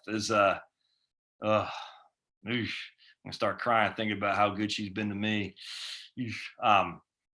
And all the stuff, the trials and tribulations she's been through. Lost her dad young. Just 8 brothers and sisters. It's nuts. And I can't imagine being married to anybody else, because other people, we have a similar background to Charlotte and I do. I just couldn't imagine being, we both like to learn. We're both educated, and we both come from poor families, and we both had to fend for ourselves growing up. And there's a lot of value in there for sure. Now, her peccadillos are not mine. Like I literally don't care about a dent in my car. I could care less. I don't care about a dent in my car. She doesn't need to drive a fancy schmancy car. She just hates it when it's dirty and when it has a dent or something like that. I'm like, dude, I don't care. I literally don't care. We have one of my boys had a sleepover last night, and she wanted to make sure the house was clean for my boys' friends. I don't give 2 craps. Boys don't care about that, but it's important to her, so it's important to me. She doesn't think too much about. I'm very impulsive. She's not. If that makes sense. She's very impulsive. I mean, I'm very impulsive. It drives her crazy. Her lack of impulsivity drives me crazy. But man, it's good. And the funny thing is, there's been no better judge of character than Charlotte. I tell you what, man. If any of y'all meet her at some point, maybe I'll do like a meet and greet one time, and yeah, we'll have barbecue. If we ever go back to Texas, we'll go to ooh man, we'll rent out a place at Salt Lake. I bring Pablo along for the ride. I bring my kids and we'll just eat barbecue. Oh man. Anyway, I forgot to say, if I ever bring her along, I forgot what I was gonna say. I'll bring her along and then y'all can meet her. I forgot what I was gonna say about that. Anyway, yeah, no, she's supportive. Um, Yeah, Brian, yeah, the transfer switch. Don, does yours have the transfer switch, automatic one? That's a big deal. I think that's 100% right. I want to get the automatic transfer switch for sure. That's a big deal. My understanding is they got technology now that you can install. I'm not doing this a 10-foot pole, but you can install it or have it installed by a guy who knows what he's doing, and you can keep your generator running. Without worrying about electrocuting a lineman when he's trying to fix the lines. That's my understanding, is that they got those are more and more prevalent now. My wife retired at 62 with primary insurance amount was 861, reduced to 631. When I retire at FRA, mine will be 3177. All right, wow. How close will she get to 50% of my PIA? Well, she's going to get it reduced by oh man. Trusty calculator. Trusty calculator. Where are you? I don't have my trusty calculator, Pablo. That's not good. All right, Rick. So we just simply take 861 or hold on a sec. 653 divided by 861. 653 divided by 861. It'll be 75%. So she'll get 3177 divided by 2 times 0.75. She'll get 1191 a month. There you go, buddy. She'll get, we'll just round up and say $1,200 a month. So that's a pretty sweet PIA for you, brother. Yeah, the market stays crazy longer than you can stay solid. Cannot agree with that more. Yeah, Pablo, man, he's what a blessing from God, man. Wow, $4,800 comes with one 200 amp transfer switch. Ooh, that's pretty good. All right, Gerald Salentis from the Trends Institute said 2 years ago the Dow would hit 30,000, then the stuff was going to hit the fan in the market. There's a guy named James Glassman who said Dow 36,000 back in the late 90s. I met James Glassman, actually. I was at a libertarian conference when I lived in the DC area. A good guy. And everyone mocked him like crazy. In fact, it's funny how they mocked Irving Fisher, the economist I think that's right, in 1929, when he said the markets were at a permanent high.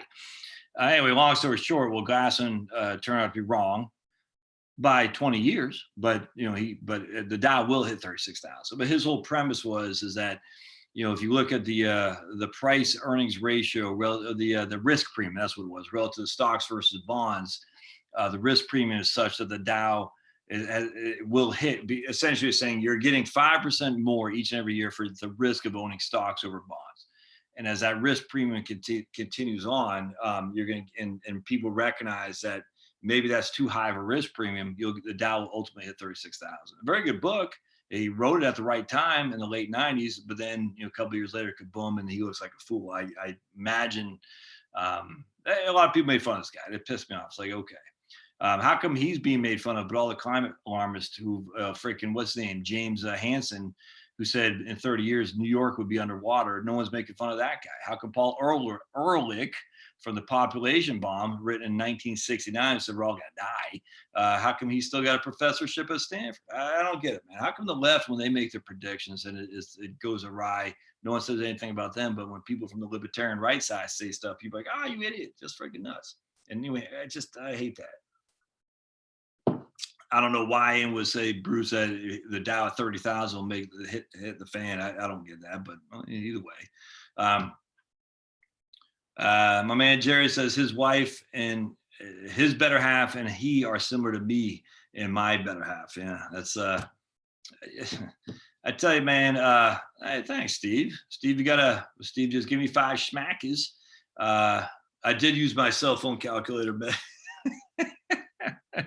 I just like my Texas Instruments because I've had it for so long. Steve, any questions you want to ask? To jump ahead to the crowd. Not, we don't have a whole lot of questions here, but anything that jumps out at you? Sherry Jess, yes, Starling. So Starling had given me the YouTube channel for one Sherry Jackson, who is a retired IRS agent who does a lot of very interesting YouTube channels, actually. The first video I watched, I was able to get some pretty good stuff. I can't remember what it was. Oh, you know what it was? Is on giving money to giving clothes to Goodwill. And she just said, look, man, you can go on a website. It gives you the list, Salvation Army, Goodwill, of what the value is in each and every piece relative to what the IRS allows you. You take a picture of it and you freaking got it right there. She goes, stop giving away, thousands of dollars of tax deductions. And the irony about it all, Starling, is I just did that myself without taking the picture because I was just too lazy. We had 2 bags of stuff. I just said, I'm just going to drop it off there. But I mean, we could have saved, probably $300 in taxes by itemizing that stuff, because we do itemize. And I should have said, man, the funny thing is you sit there and think, okay, how much is your time worth? If your time's worth $10 an hour, well, I mean, if your time's worth $100 an hour, let's just say, and you're only going to get $10 of tax deductions, probably not worth to do all that. If you're going to get $300 of tax deductions, and it's essentially going to save you $300 in taxes, not tax deductions, save you $300 in taxes, and it's going to take you an hour to do it. That means it's $300 an hour. Is that worth your time? Well, hell yeah. And yet somehow we don't think of it like that. And I remember when I had given the bag away, and I can still go do it, but it's not as effective because I don't have the picture. I just said, man, I should have done that. What Sherry was saying, because if you think about it, if it's worth $300 an hour to lay out some garments, take a picture, go on Salvation Army's website and just get a gauge of what the going price is that the IRS allows. Why did I not do that? I mean, but I guarantee if someone said, Josh, I'll pay you $300 to freaking mow my lawn for an hour, I'd be there in 2 seconds flat. Calculators down the base, and I have 2 though, man. I got one up here and one down there. So I think I have my other. I think I took it with me when I went to Florida, and I haven't got out my bag yet. This year with a volatile stock market year, coronavirus, and U.S. presidential year. Pablo looks like Trump, the comic insult dog. Yeah, predicting everyone will die is pretty safe. And you always get people, really? We're going to die? Because you know what I say? If you eat carrots, you will die. It's a fact. It's a fact. Look it up. If you eat carrots, you will die. I'm telling you. Eat carrots, you will die. All right, Michael Mullis says, my rollover IRA is in a money market account right now. I'm 62. Should I invest it back in the market when it's this high right now? Man, brother, I have no clue, man. I don't know what your situation is. I just don't know. I'm not want to say the market's too high because I don't believe that for 2 seconds flat, but I'm not want to say the market can't take a 35% dump. I mean, because we've seen it time and again. I mean, it happens all the time. And there's no rhyme or reason for it, as we talked about at the beginning of this episode. There is no rhyme or reason. Just again, remember, we're going to do these at 7 o'clock going forward, my friends. So if you jumped on late and didn't hear me what I'm saying, we're going to change the time to 7 o'clock, 1900 East Coast time, simply because I just need I get riled up, and I like to settle down after this before I go night-night. So, Mike, I don't know. I just don't know your circumstance. And if anyone who say you should invest or not invest based on what you just emailed, then I would run for the hills for sure. Am I worried about the current fall in interest rates? No, worried. That's a great question, though, Steve B. Let's see where we are right now. I think the 30-year was at the last time I looked, the 30-year is at 1.9. 30-year. 1 point, man, look at that. Look at that. That's the, hold it for 3 seconds. That's a 30-year. Treasury bond, 1.918.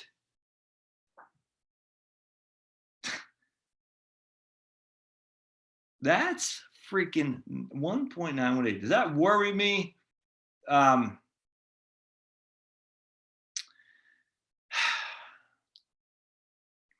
I don't say worry. I would say that makes me. I just believe we're going to follow the Japanese model. I do, not to a T, because there's a lot of differences in terms of lack of immigration, whatnot, and lack of capitalism. But I think the low rates are here to stay. And I remember I did a video back in May of 2018 where I said the exact opposite. I said rates, the 30-year Treasury had the 10-year Treasury had broken 3%. I said, it looks like the era of low rates are over. And lo and behold, I was completely wrong. I mean, look, man, my predictions is nuts. I mean, if I say jump, you should freaking start digging ditches, because you need to go, whatever I do the opposite. But I would tell you, I read the book by Richard Koo, Koo, a Japanese economist, The Holy Grail of Macroeconomics. And there's so much similarities for that in the US. I think we're going that route, which is demographics, aging population, slowing growth. Trump's doing what he can, but at the end of the day, are we ever going to get back to the 3? I don't know. I don't think so. 2.5 ain't bad. I'll take it. 3 would be preferable, but I don't think so. And if we're not getting back to 3, if we're not going to get back to 3, you got an aging population. I don't. Then people say, well, the debt to GDP makes we have to have hyperinflation. That's simply not true. In Japan, that's not happening at all. And Japan's got significantly higher debt to GDP ratio than we do. So interest rates stay low, inflation stays low, unemployment stays low, and I would suspect the returns on the markets will stay low as well. But that didn't happen. I get it. No, any given year, I had a guy piss on me because well, you say stock market returns are based on 2 things and 2 things only: dividend yields and earnings growth, which is true. Look, if you look at stock market returns, it's based on earnings growth and dividend yields. On any given year, it's not. On any given year, it's on emotions, on price appreciation relative to PE ratios because of people's desire to buy more or less. But on the trajectory, it's earnings growth year over year plus dividend yield. And if the earnings growth sours or is low, you can expect your stock returns to be low for sure. In 2018, the earnings growth were at 20%.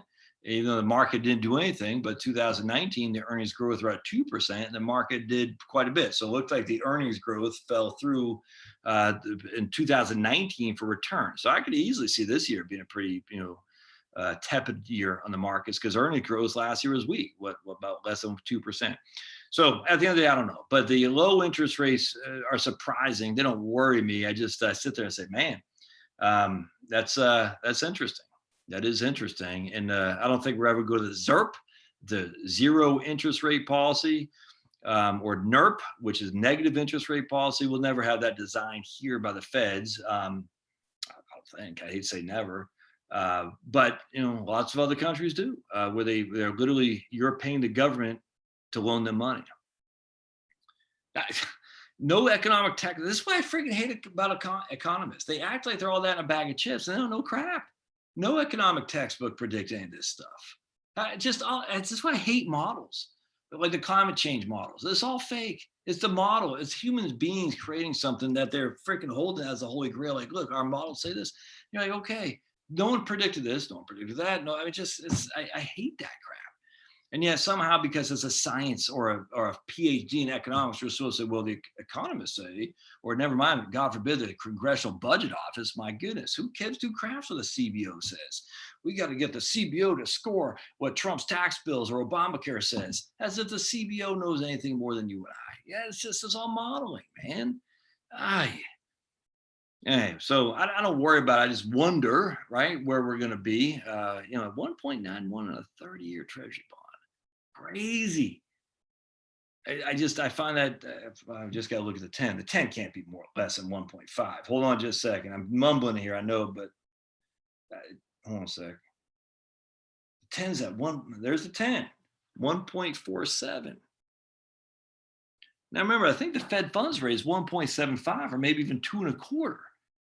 So if the Fed funds rate is trading higher than the 10-year and trading higher than the 30-year, that's crazy. Look, I don't think that's necessarily recessionary. I don't think that predicts a recession because we heard that last year. But I do think it's that's of interest to me for sure that the Fed funds rate is trading at a higher rate than the 30-year government bond. Because remember, every time you eat carrots, a recession is coming. So just remember that. Eating carrots leads to a recession. Eating carrots will make you die. All right. Because we know if you eat carrots, you will die. So all these guys out there last year, inverted yield curve, recession's coming. And then they start talking about repo markets. I was like, dude, no one even heard of repo markets until last year. No one even knew it. I mean, literally, the first time I heard of repo markets, I was like, why are we talking about repossessing vehicles? That was the weirdest thing. And then I said, oh, it has something to do with but no one talked about the repo markets. Everyone's just looking for fear. Fear it sells, man. If it bleeds, it leads. And I don't know what the next. Now we got coronavirus. I'm not shooing coronavirus but there's always something, man. So I worry as least I can. The funny thing is though, Steve, those who don't have debt will be a whole lot less worried. That's a fact. So see this big house behind me? And this house isn't a mansion. It's 3,200 square feet. For 6 people and a puppy and 3-car garage. It's not small. Don't get me wrong. On an acre, freaking awesome house. But this big fat guy right here has a big fat mortgage. So I worry about this every time. I'm like, how am I going to pay this sucker off? What if everyone hates me on YouTube? What if no one hires me again? What if? If I didn't have this mortgage, I'd have a lot less worry in that regard. I'm worried about other things for sure, but the mortgage, the debt, man, is what makes you worry. So get out there. Dan says he thinks the establishment is going to something about what do you say is going to take out Bernie. Did you hear what Chris Matthews said? Chris Matthews said that he thinks you might as well vote for Trump. I'm like, we are literally living in a freaking bizarre world. Bill Kristol and these idiots on the right are saying we should vote for Bernie, and Chris Matthews and some other idiots on the left are saying you should vote for Trump.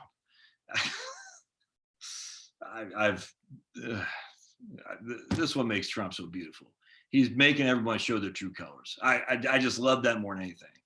So we got a guy who got arrested, DIA, Defense Intelligence Agency, because he was essentially sleeping with a couple reporters, one from CNBC, one from NBC News, and leaking data that was classified that only 26 other people had access to.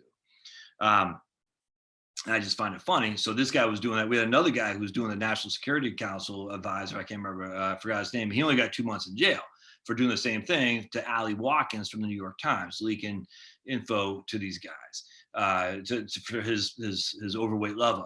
Remember, overweight lover in the house? So when I say lover, I always preface it with overweight lover because Heavy D and the Boys back in the day, overweight lover in the house. But anyway, so he was leaking info to his overweight lover. And he only got 2 months, and yet Roger Stone's, they won. I mean, just the whole thing's crazy. But at the end of the day, what I like about it is making people show their true colors. The guy from the DIA, Big Lib, the 2 reporters from CNBC and NBC, Big Libs. One's I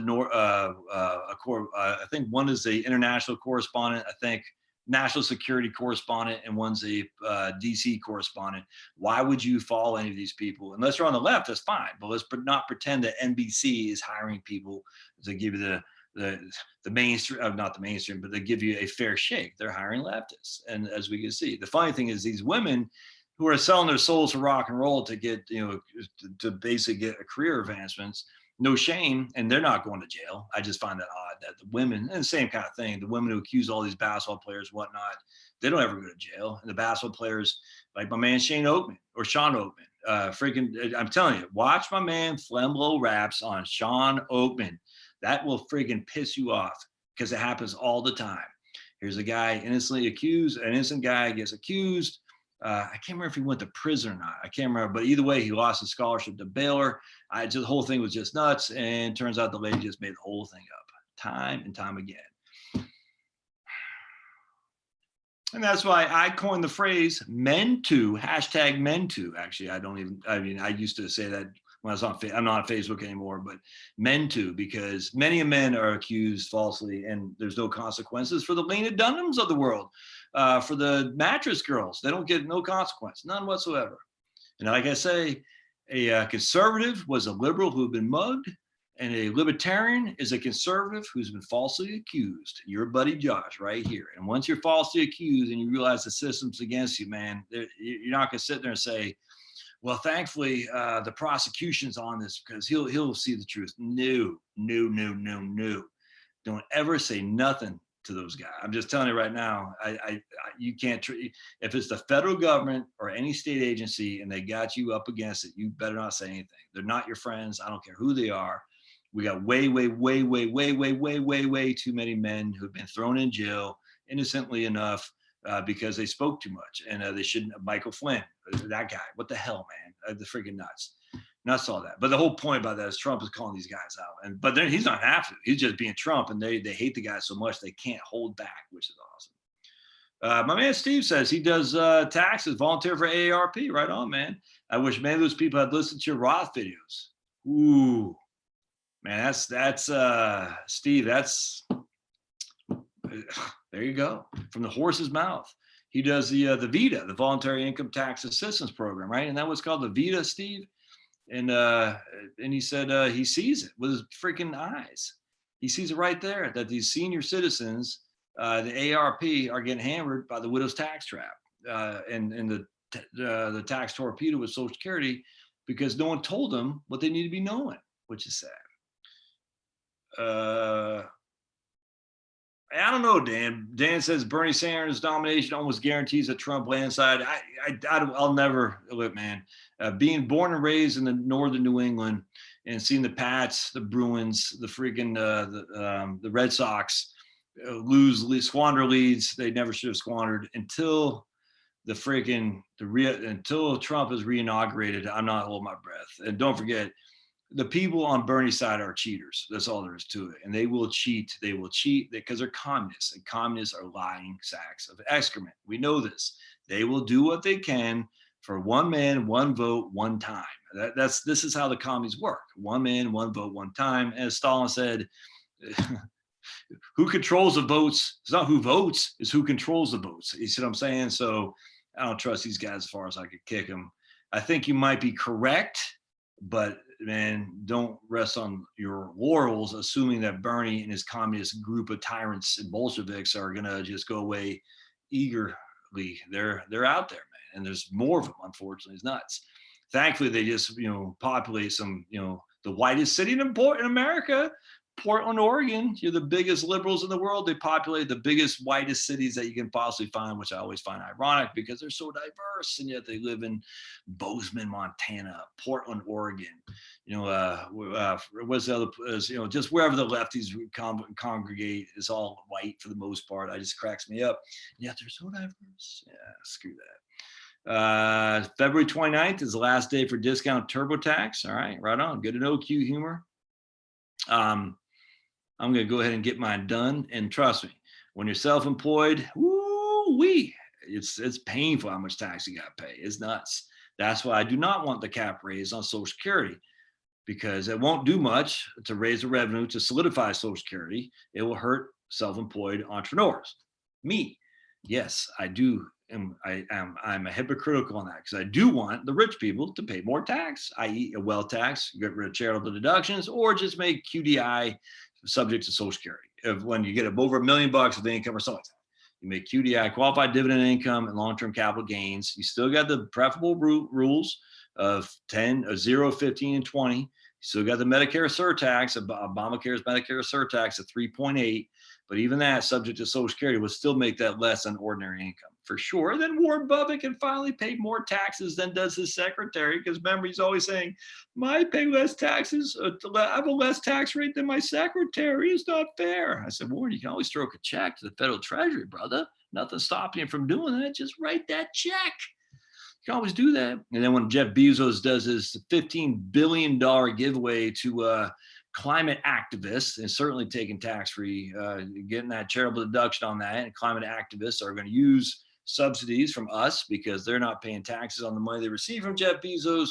They'll have to pay income tax on the pay, but sure, but they can hold it in these foundations, that can accumulate wealth without paying tax on it and go to promoting socialistic behavior, anti-fossil fuels, the whole thing. It's just one big scam. And somehow everyone on the right thinks, it's their money, dude. They can do whatever they want. No, it's truly not their money. It's not their money if we're subsidizing it. It's their money if they pay tax on it. We have a right to tax it for sure. It's not their money for us to subsidize that they have. And this is for churches too. I will say very unequivocally, everything should be gotten rid of. There should be no charitable deductions anymore. It's completely corrupted, man.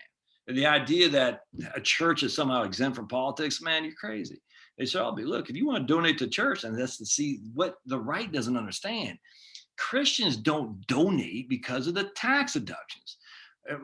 I would even say any religious people who are true believers, they donate because of the calling.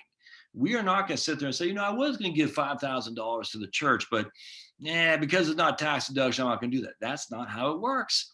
Christians, just speaking on behalf of Christians, say we are stewards of God's money. It doesn't have anything to do with a tax deduction. It has to do with God granted us this privilege to watch his money. It's not ours, it's his. And he wants us to do good things with it because we're stewards of his money. He doesn't sit there and say, you keep that money and, bottle it up. All, people need that because you don't get tax deduction. And see, people on the right don't think this through. They're so conflicted, the false dichotomy of left is bad, right is good.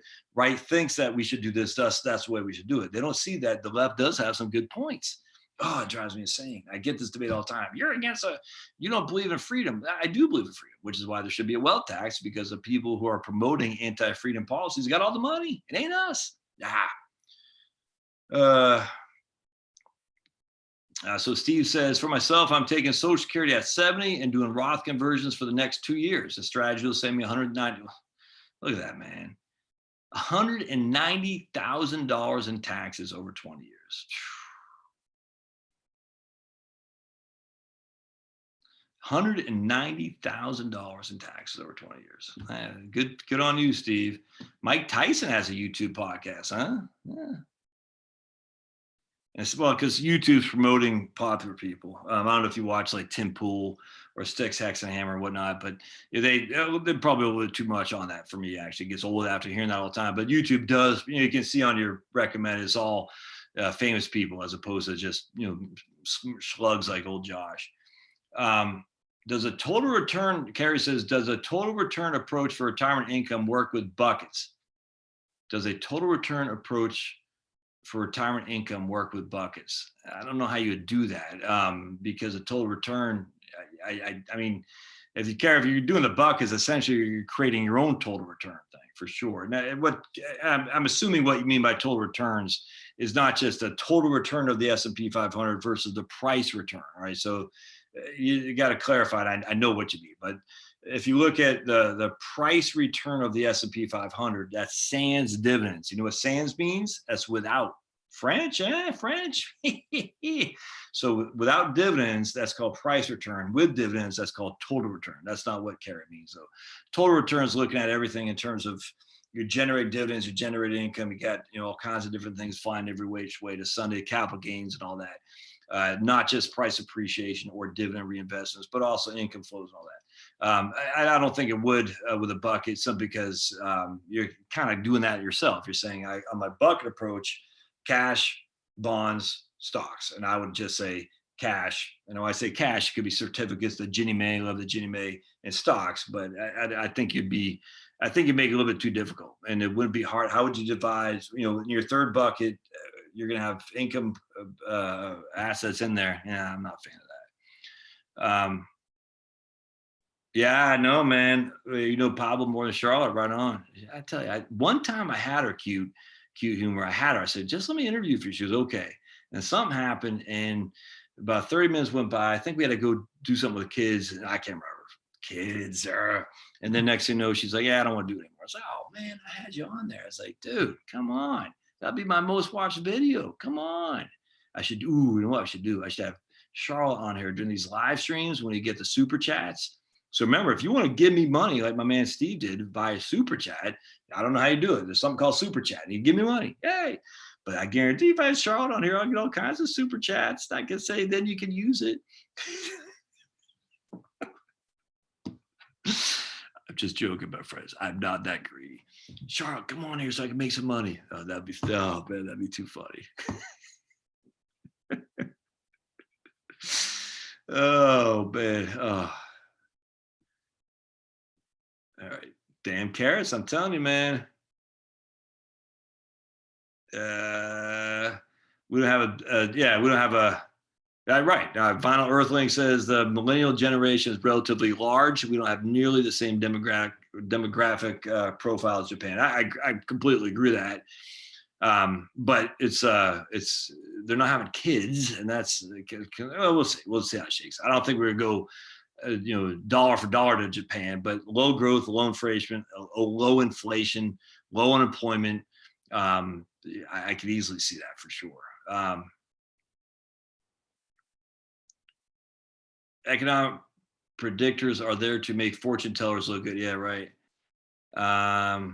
Steve B says depressed rates across the board. Yeah, I think so. Then Steve B says no. I'm not sure what that was. A couple of people like carrots on here. I'm telling you, if you eat carrots, you're going to die, folks. If you eat carrots, you're going to die. Every night, billions of dollars repos happen. I saw same repo guy 4 or 5 times a night back then. I'm no Warren fan. I'm no Bloomberg fan, but I sure do enjoy watching her lay into him last week. Yeah, that didn't Bloomberg hit Bernie too? He says, look, we're both millionaires up here with 3 houses or something. I thought that's pretty, I didn't watch that. I could care less, but I thought that was kind of funny. Stocks with dividends is a new thing.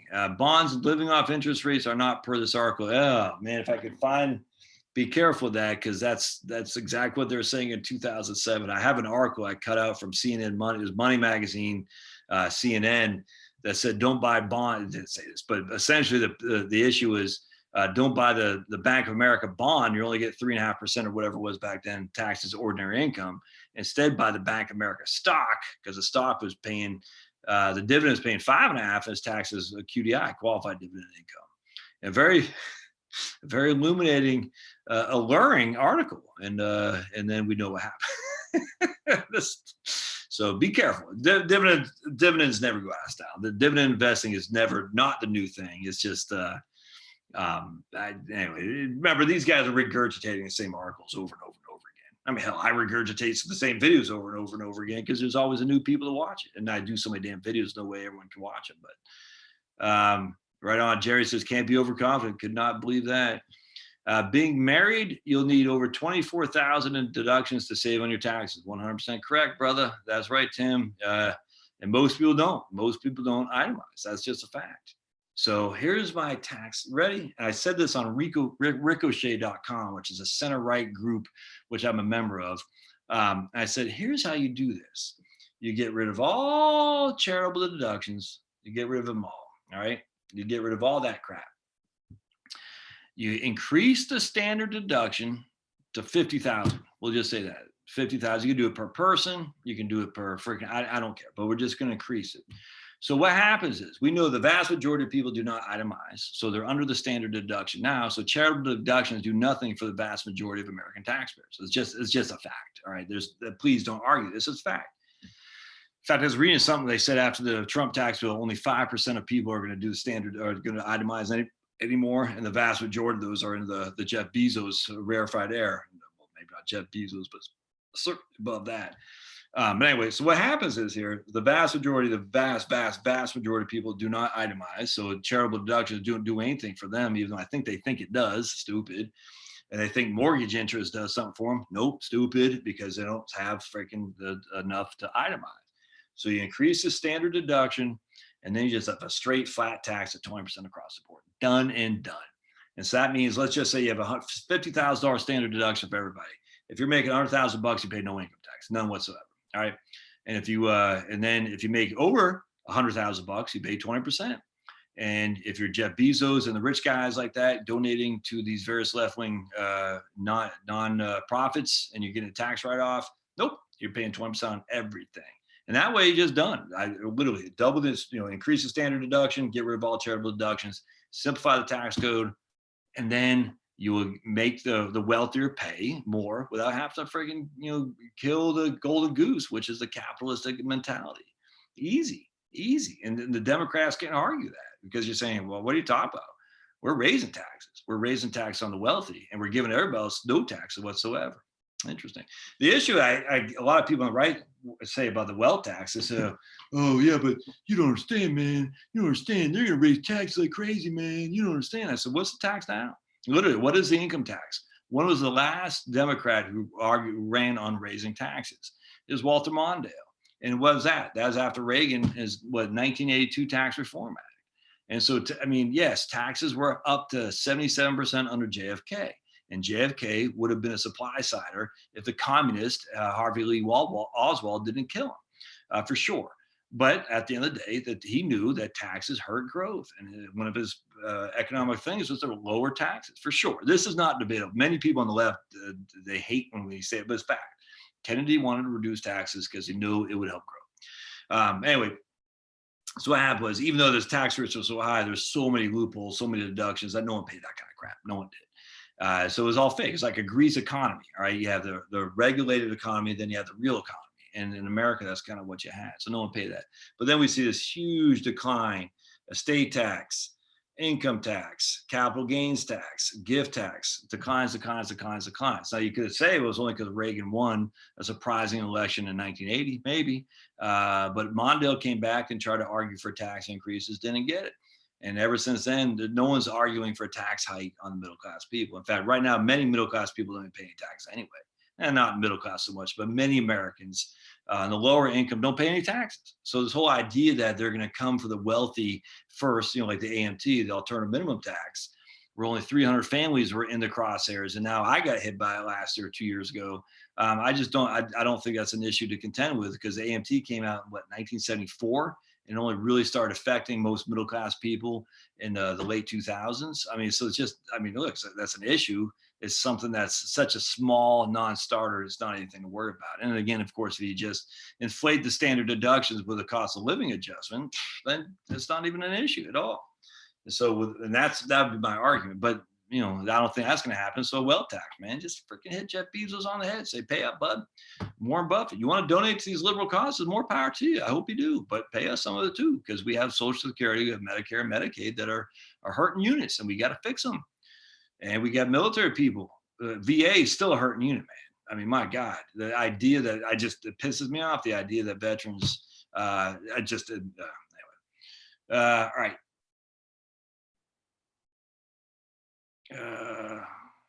Okay. So they're trying. So my man Q Humor says they're trying to say the stock market is at all-time high is justified because of the low interest rate environment. I agree. I actually agree with that 100%. 100%. Stock markets are always at all-time highs. I did a video on this not too long ago that shows you all the different all-time highs the stock market had. It's always at all-time highs, essentially. If all-time high goes down, all-time high goes down. You see what I'm saying? And you can absolutely attribute that to the low interest rates. Every time the interest rates drop, it makes the stocks more attractive. There's no getting around that. Unfortunately, every time the interest rates drop, it makes the companies less inclined to give you more of a dividend yield because they don't need to, man. They're like, we were competing with a 5.5% 10-year treasury before. We had to give a good dividend yield to invite people to buy our stock. Now, if 10-year treasury is at 1.4, we can give a 2% dividend yield, essentially. And that still is more favorable because not only is the dividend yield higher, but it's taxed better. All right, my man, here says, Josh, love your videos. I'm currently moving a 3-bucket retirement plan with bucket 2 being Wellesley Fund and bucket 3 being Wellington. I got no problem with that, Willie, none at all. Are self-funded HSAs deductible? Man, I don't know. I guess you'd have to have, thanks, Tom. My man, Tom Major, getting there, deleting CERT. What the hell's up with CERT Watson? Why is he being a fool? So can I delete this guy? Appreciate you doing that, Tom. And Jerry too, you too. It's Tom and Jerry. Those are my moderators. Appreciate that, man. Tom and Jerry. A man, Cert Watson, not a happy guy. I don't know our wall self-funded HSAs. Remember, you have to have a high deductible health plan though. So, but I don't know the answer to that. Don says, Many years ago, the church was a founder of social support causes. That's why they were exempt. As eventually, the government was partnering with the churches, and the church began participating less. Man, I 100% agree, man. Mike says, offer to give Charlotte 50% of what I make on her video. And Q Humor says, she already has 50% of what I got. Yep. The Trump tax bill reverts in 2026. That's right. Dan Fox, mixed emotions about the new tax laws, but filing is a lot simpler and our effective tax rate is actually lower. Just can't write off our union dues anymore. I watched Christine Ben's 3-bucket approach seminar. In a nutshell, first bucket, CD, money market. Second bucket is, it looks like the Vanguard bond ETF. I'm not sure what the other ones are, but it's got a V in there. So it looks like tips. I'm predicting that's a tips. And the third bucket is some Vanguard ETFs. There you go. 100%. If you have a good accountant, taxes are a lot easier, says HYPHY. Rick says, I can only do deductions every other year. 2 years of property taxes and 2 years of charitable deductions get me thrown over the 24%, 24,000 on that year, right on. Massachusetts got rid of the charitable deduction a few years back. Did not know that, Jason. That's interesting. Vic says, I'm self-employed contractor, semi-retire. I pay plenty of taxes. Yeah, but the reason you do this is because of FICA, Vic. That's my whole point. The FICA is the reason you do that. Me too. I'm self-employed. I pay both sides. It's 7.65 on both, and that's the FICA. Once you're retired, no longer earning income, nothing, man. You got no taxes, other than whatever you're taking out from your IRAs, and that's the whole point about the Roth. But you got no taxes. I mean, again, you're gonna have some. If you have mandatory distributions, that will affect your Social Security, but it's not anything like the FICA. The FICA is a big tax that people don't see. They think it's just income tax. The income tax is nothing. Your state income tax is nothing compared to FICA and the feds. FICA and the feds are the big one. Then you quit working, and you a lot of states are very favorably inclined towards retirees. Georgia, you got no state income tax in Georgia unless you make over 130,000 married filing jointly. You got no FICA anymore. You still got $25,000, $27,000 of standard deductions. So unless you're making well into the six figures, you're paying hardly any taxes, which is freaking awesome. Yeah, I don't know. Q Humor says some people won't tithe or donate without the tax. Okay, I mean it's literally, they can do whatever they want with God's money. They don't have to do what I say with it. But for Christians, we're going to do it anyway because we know it's not ours anyway. Good luck hitting 28K this week, Josh. Hey, thanks, Bruce. Bruce has been, my man, Bruce Smith up in New York. Let's just put it this way. He's been on here almost since we started. Nuts. It's crazy the relationships you build with some people on here. It's crazy. It's nuts. My man Jerry, Tom Major, obviously, many other guys on here that Ross, Rob, my man Ross from Canada, Rob's on here. My man Alberto from California. Jill, Indiana. I can't remember. Just all kinds of different people on here, man. Starling's on here. Other people obviously I can't say their names. I see them, but only FICA goes. So what happens with FICA is that you're looking at both sides. So OASDI, so you got old age, survivor disability insurance. All right. But then you have the HI, the hospital insurance. So those two things are FICA. You got OASDI, which is the 6.2, old age survivor disability insurance. And then you got the hospital insurance, which is the Part A, essentially, for Medicare. That's your FICA, your 7.65. So 6.2 plus 1.45, that's your 7.65. As an employer, I got to pay myself as the employee 7.65, and then I got to pay myself as the employer 7.65 too. So it's 15.3. Yeah, 15.3. I mean, literally. So if you make $100,000, my man Vic, you make $100,000, 15,300 is going to that. And if memory serves, that's not deductible. So you still have to pay income tax on that $100,000 that you made, even though 15,000 is right out the door going to FICA. It's nuts. And that 15,000. So now you get an income tax on 100,000 bucks. You take your standard deduction, we'll say 25,000 bucks. So now you got to pay income tax on 75,000 bucks after you've already paid $15,000 in taxes. Yeah, that's how it works. No, man, wealth tax, yeah, sure will. I mean, if you tax, I mean, we can call it whatever we want to call it, but if my thought process is tax QDI and tax long term capital gains and take those proceeds into FICA into Social Security, why would that not? I mean, I don't get it. Why would that not fix it? It certainly go a long way. I mean, we don't know exactly. I haven't done the numbers. No one knows, but I'd certainly say, look, I think Social Security is in a lot better shape than most people think. And if you just look at this trustees report, I'm very confident that it's in better shape than most people think for sure. So because of that, and but it still needs more money. Well, go after the freaking big guys up there. The guys are donating tax free to charities that are going overseas. That's my pet peeve. Okay, if you're self-employed, you can deduct half your FIFO. Okay, right on. So you freaking take, what was I getting ready to say? So like Bill and Melinda Gates. I mean, they're doing good stuff, but they're taking all this money, donating tax-free to charities in Africa and all over the place. Well, what does that do for us? I mean, we're subsidizing that to go to Africa on top of the tax that we're sending going to Africa, on top of the fact that Social Security, Medicare already need help. It doesn't make sense to me, man. And for any Republican who was smart, he'd say, no. It's such a winning issue. It's such a winning issue. I mean, ultimately, my man, I'd say get rid of all the charitable deductions. That we don't have to have this issue. But a wealth tax, I think that's the way to go. But they're not going to do that. The mortgage industry is the financial services, the mortgage industry are way too up the butts of these people. They're not getting rid of charitable deductions. The home builders not. I mean, they're too powerful. And so because of that, that's not going to happen. So then you say, okay, let's raise the standard deduct. I mean, let's go with QDI. So instead of paying I already said, I don't have to say it again. But you can make it go to Social Security. Yeah, that's what I'm saying. You can make it. I mean, just because it doesn't mean you can't say, okay, this is the money we're using to Social Security. Social Security is funded by the mechanisms of three ways. The Social Security is funded by the FICA tax that we pay into the 6.2 on both sides. Social Security is funded by net interest income that they're getting on their lockbox of the bonds that they have. And the Social Security is funded by the taxes that current recipients pay. The bulk is from FICA taxes. That's what it is. So what you do is you say, we are now calling these FICA taxes. We're saying, here's Jeff Bezos. Or Warren Buffett. I like to pick on him because I don't pay as much as my secretary.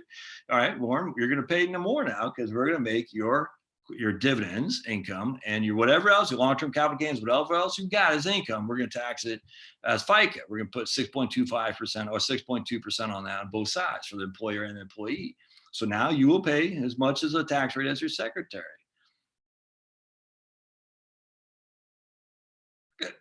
Okay, I don't get why you can't do that. Literally, you could do that because we have three mechanisms to fund Social Security. Why not?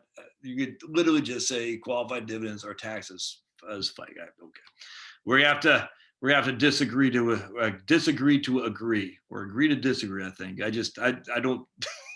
Just because it's never done it doesn't mean it can't. I mean, you look at all the stuff around us, man.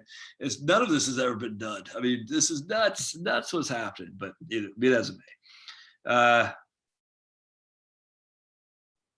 The lesser of two evils is to let them donate to foreign countries than donate here to promote climate change. Well, I mean, but they are promoting climate change. That's the issue. They're promoting like crazy. They're donating and they're promoting climate change and it's going overseas. And so we're subsidizing all this. Pop Stu says, being told not to pay off mortgages so not to lose ability to take out home equity. Why is this? Okay. Because the guy's an idiot, Pop. So Pop is being told to, oh my goodness. So someone say, don't pay off your mortgage. You're going to lose the ability to take a deduction. Oh, no, he's not. You lose the ability to take a home equity loan. That doesn't make sense. Being told not to pay off mortgage, so not to lose the ability to take a home equity loan? I don't know. That's the stupidest thing I ever heard. Unless he's saying you have to have a first mortgage at the bank in order to get Well, Mac, I don't. That doesn't make any sense, Bob. I don't get it. Lastly, I did a video earlier today on a Morgan Stanley. Someone had sent me a Morgan Stanley thing, and I'll show you the video I did. It's right here.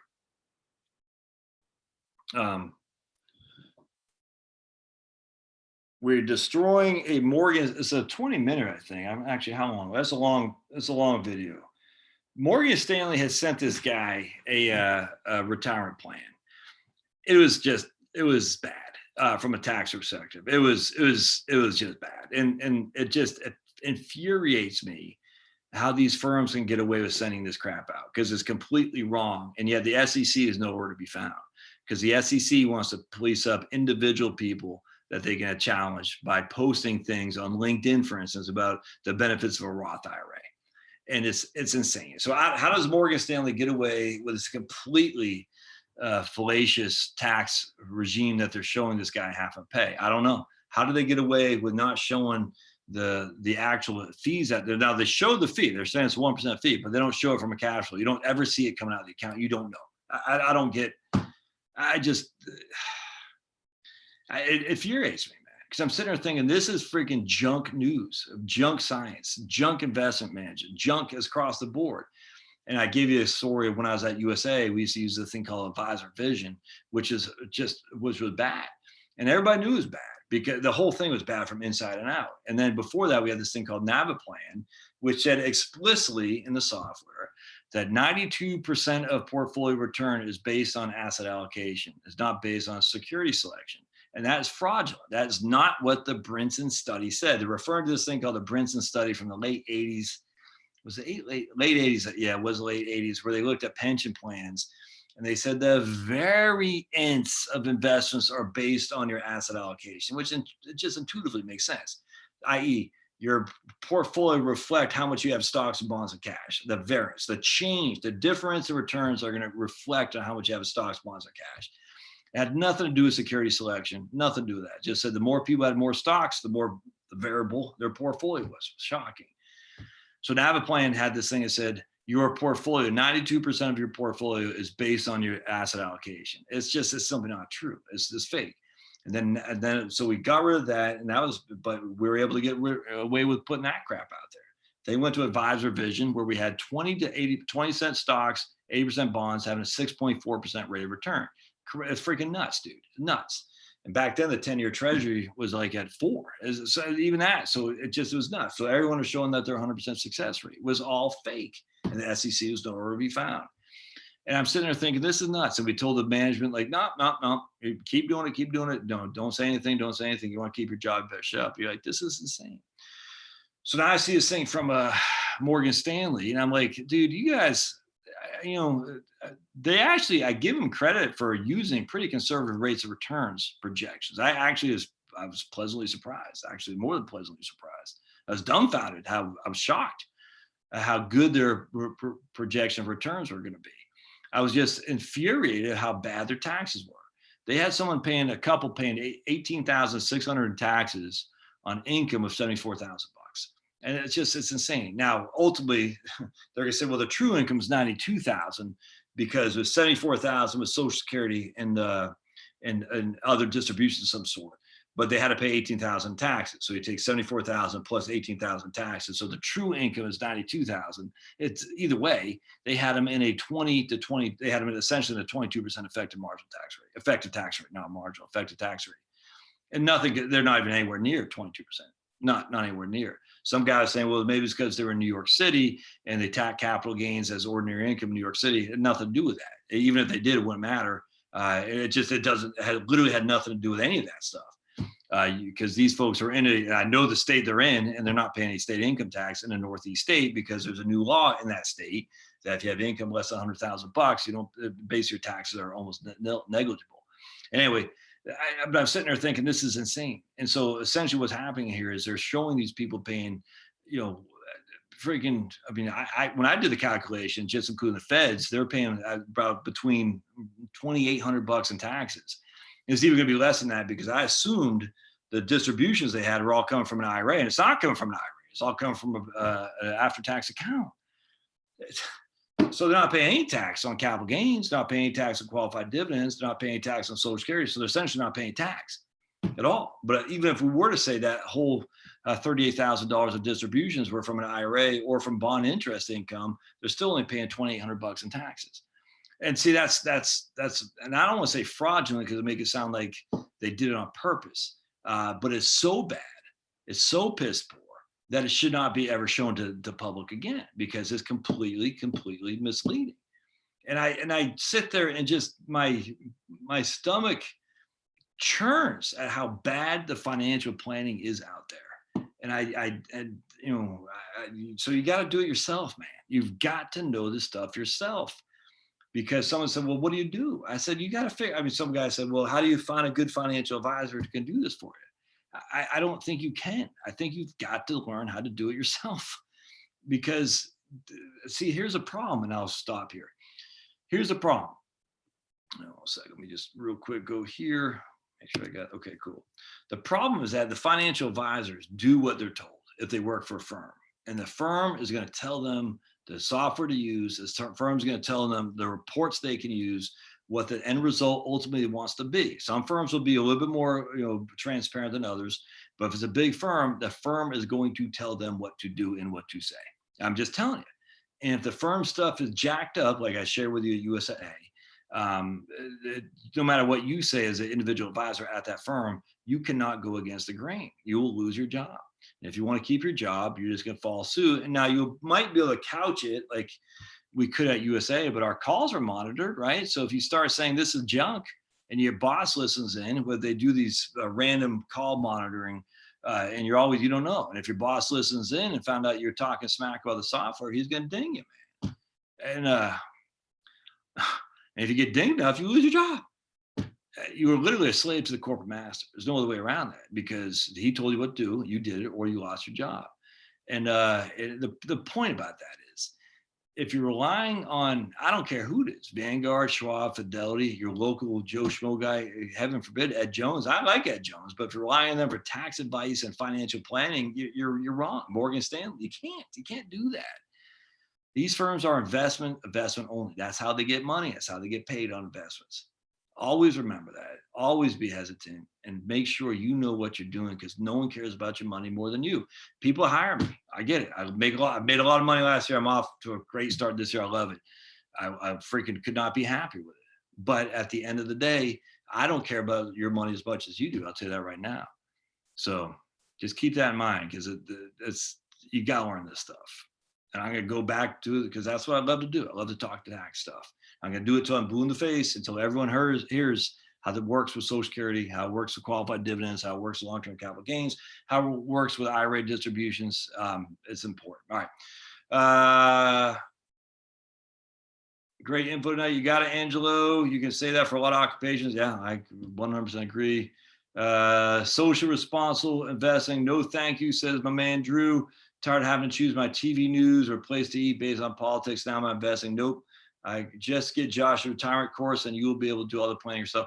Man, right on, Jimmy. I appreciate that. So I need to revisit that. Tell people about the retirement planning course. Actually, that's a good segue I'm done for tonight, but that's a good segue as my sales pitch as a video I do to my retirement planning course, why you can't rely on anyone else. You got to do it yourself. And this is a good starting point for sure. Yeah. All right. Appreciate y'all. Thanks for being here. 7 o'clock next time. Again, I appreciate you guys being here. Look, man, and we don't have to agree with everything. Like, I know who my man Lawson the Ozone is. He's a good guy. He knows me. Yeah, I would say he thinks I'm a good guy. Just because we're freaking, having a disagreement about the policy, doesn't mean we're freaking Antifa and gonna be throwing rocks through windows. No one wants to do that. I just think at the end of the day, I'm right and he is wrong. All right. But don't tell him that. But I appreciate it. We'll see y'all next week. And if you're on my subscribe star, am I doing that Wednesday? I got to revisit that. All right. We'll see you guys. Thanks now.